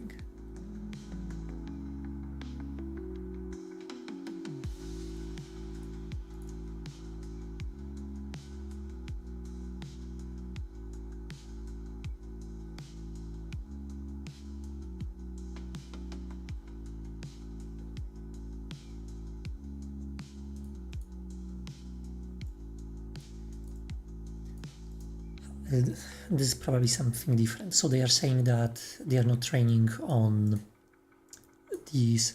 So unit is this like multi-scale representation of an image. It's like a neural network that scales the image down and up. They are using patches. I heard about patches. It's an old idea. Like it's pre-transformer. Even.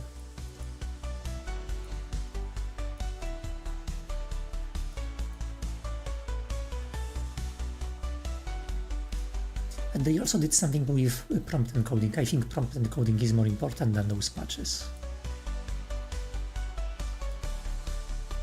And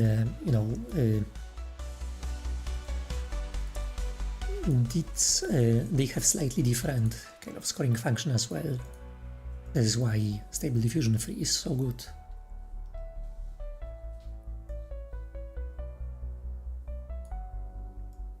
But bits and patches will not give you good text rendering. Oh yeah. Through increased transformer depth with an increased number of input tokens.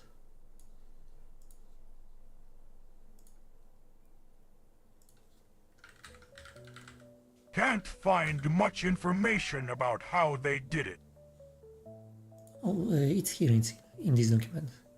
I was just thinking that maybe because, and my professor also gave me this advice, whenever you publish something which is like really good,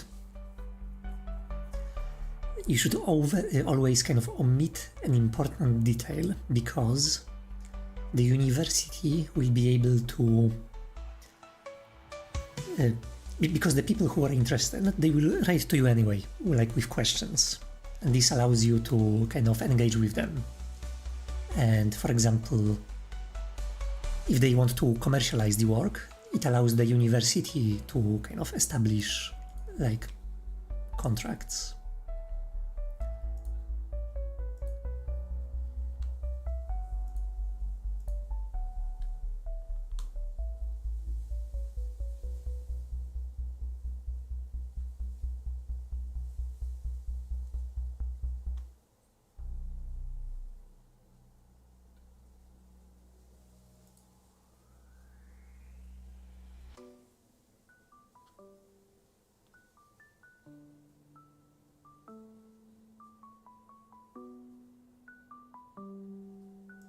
Yeah, this is a combination of many things.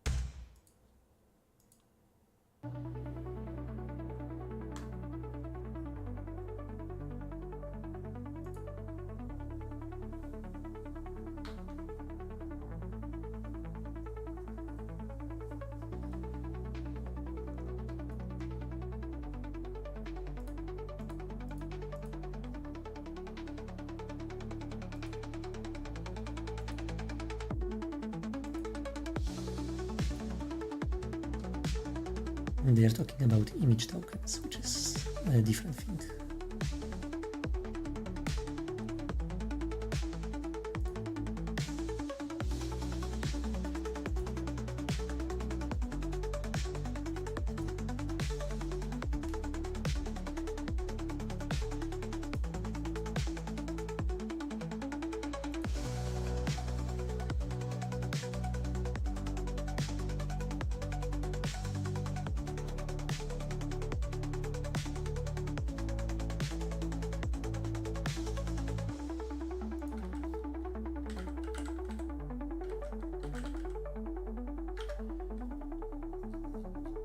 Okay, they don't say about tokenization, but the tokenization has to be done in this model itself.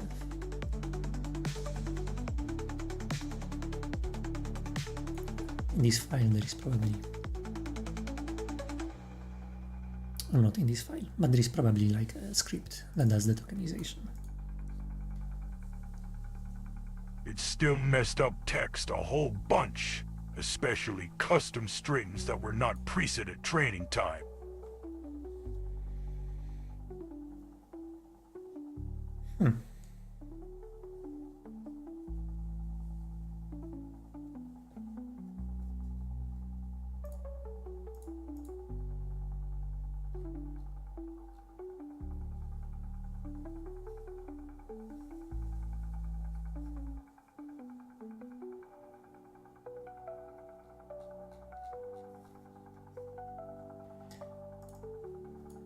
It's a good one. And it's from today. Nice.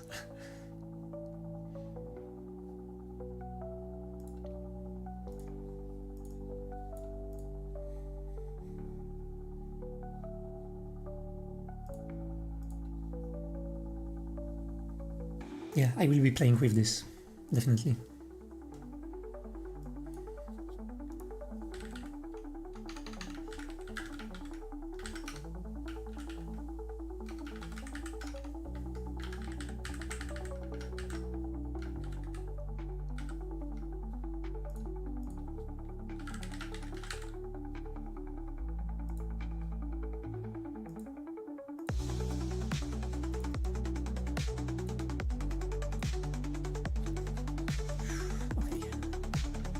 Too many things to fix. I am giving up. Unfortunately, NFR format isn't supported in 1080, so I have to run the slow version lol. But for you, it should run super fast on that beefy 4090. Yeah. And this is what I expect. I mean that people on Reddit were saying that a single generation takes like 14 seconds. Which is believable. Stable Diffusion XL also runs with this speed. It's about, I don't know, 50 times faster than 1080.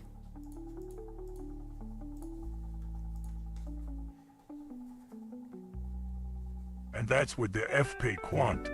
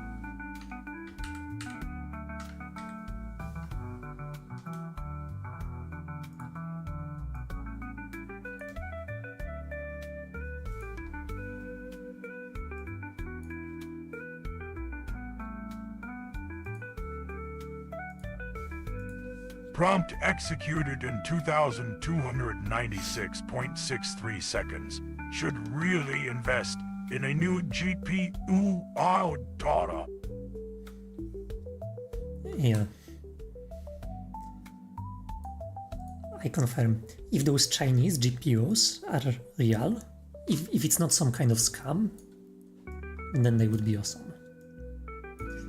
I mean, I bought my GPU before I heard about them, but now I will probably seriously consider kind of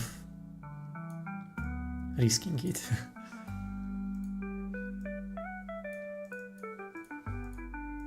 $48 GB. So those large memory GPUs, they don't really help with image generation, but they do help with language models. Those image models, they fit in regular GPU. Really hoping that in the next gen video we'll offer a high-end consumer card with 48B Dutch ruler. Yeah.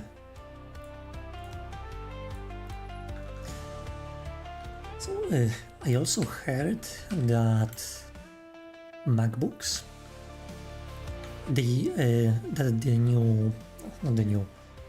all of those MacBooks with Apple CPUs, that they have unified memory with GPU and RAM.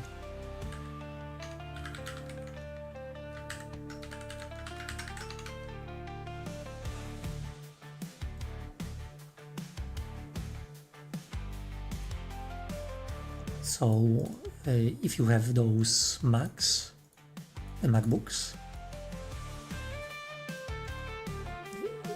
this is probably the fastest way to run large language models, is to have one of those machines.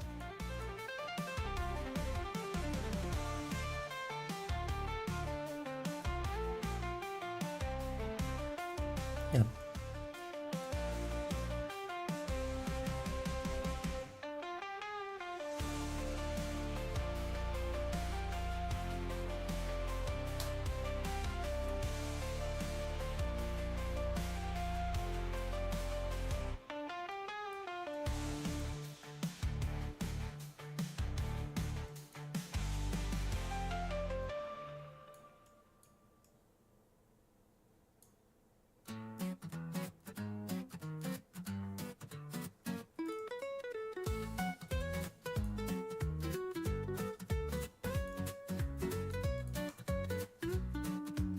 Anyway.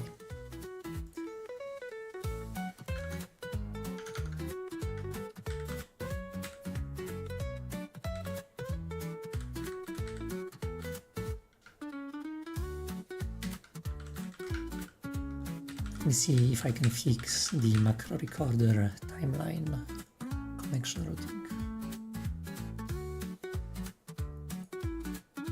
This stuff.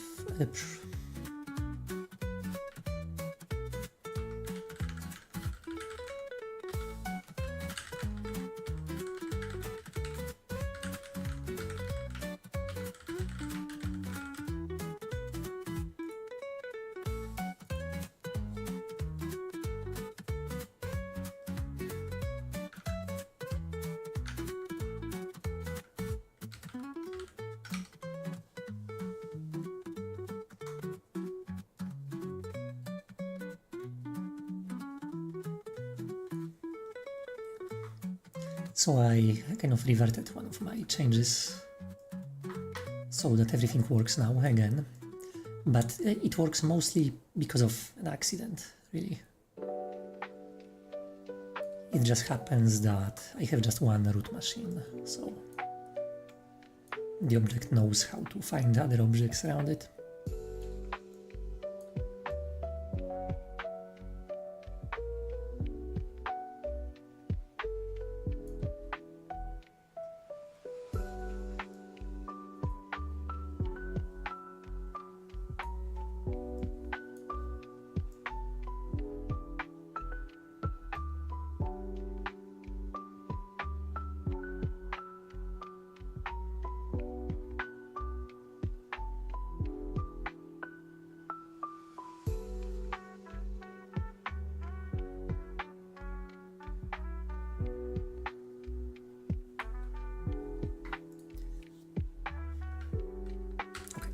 I wanted to take care of those edge cases.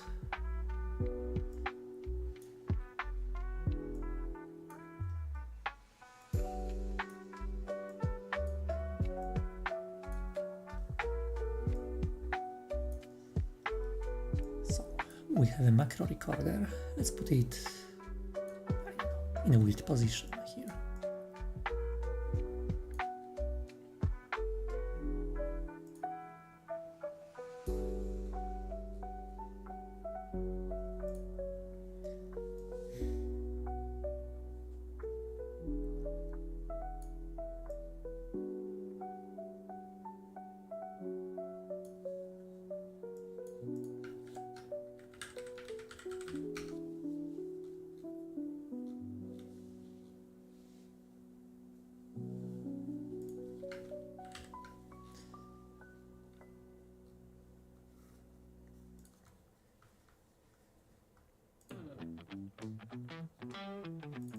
So we have this object called toShape, and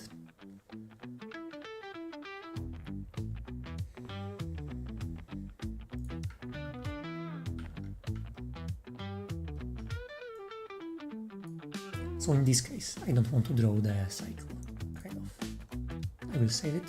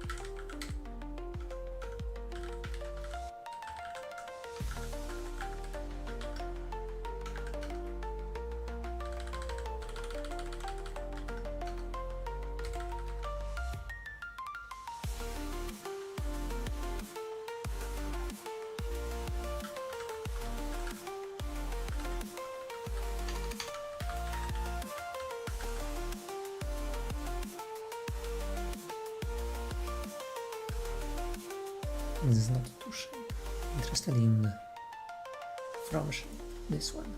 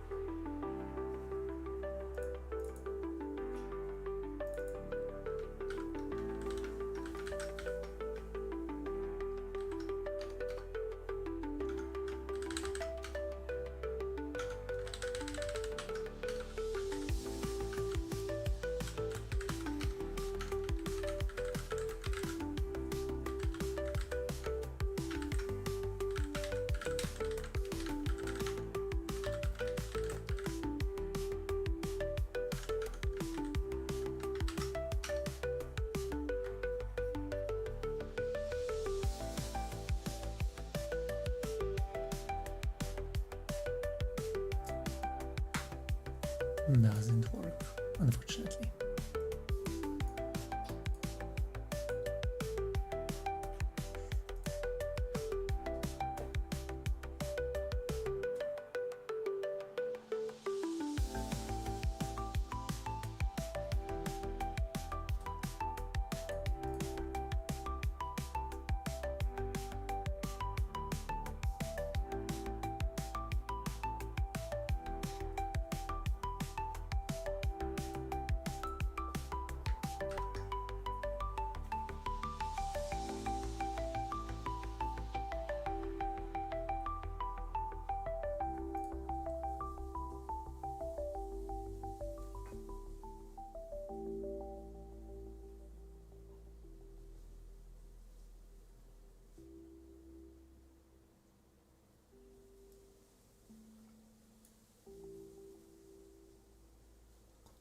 course, overlapping is false. That's fine. And that's nice that we can actually see the canvas, even though it hasn't been completely drawn yet. We can see the shadows, essentially.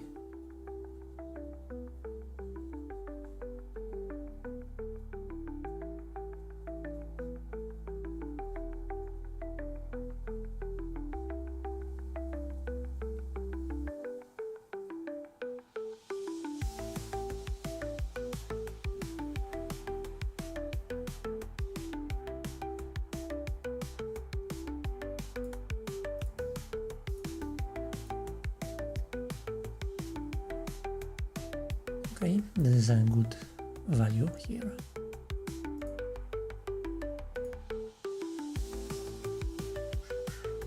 Shape.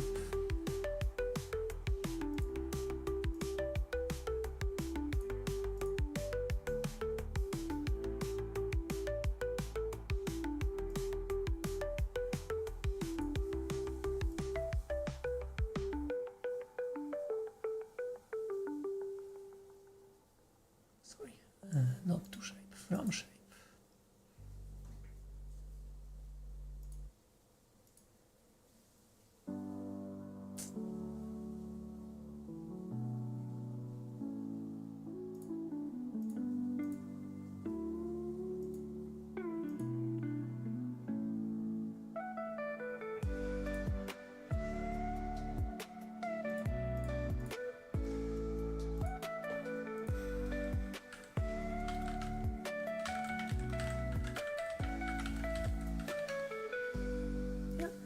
Shape is empty.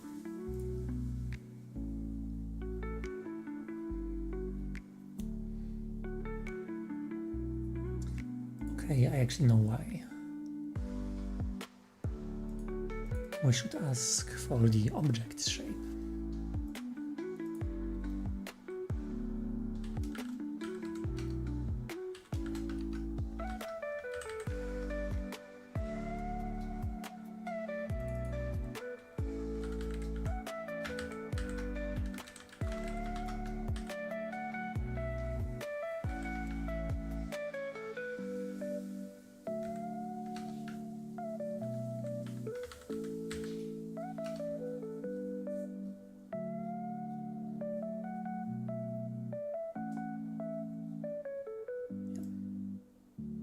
Now the connection appears only when the objects are not touching. So when I create a new timeline, yeah, it pops up into existence. It still seems to have some glitches, but very briefly. Much less anyway.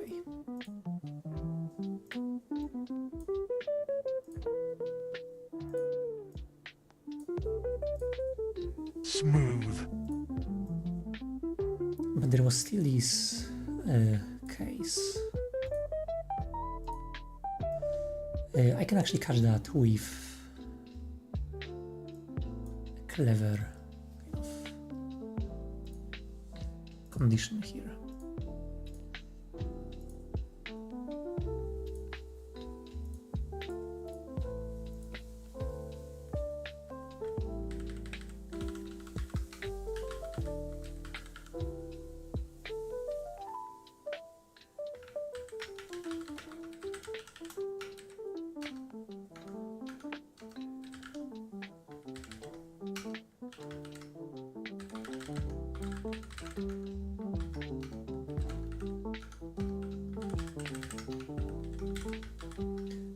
If length of the cable is at least 1 centimeter, then we will break. And that should allow me to see when this happens.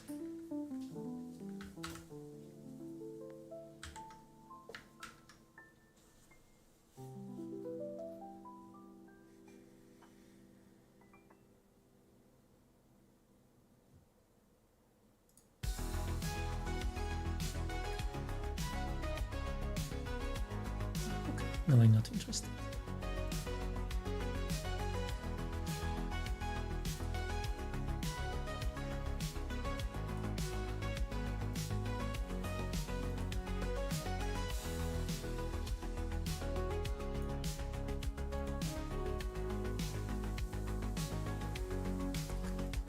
didn't have the... There we go.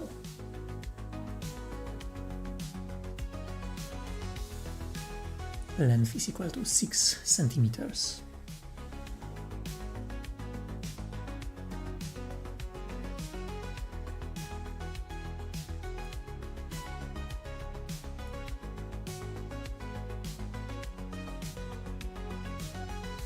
Okay, actually, I have to finish, so I guess we will continue next time. We did a little bit of, we've added a little bit of polish today. We did some refactoring. Yeah. We're going to continue on Monday. Enjoy your camping trip. Thanks. Yeah. See you soon. Bye.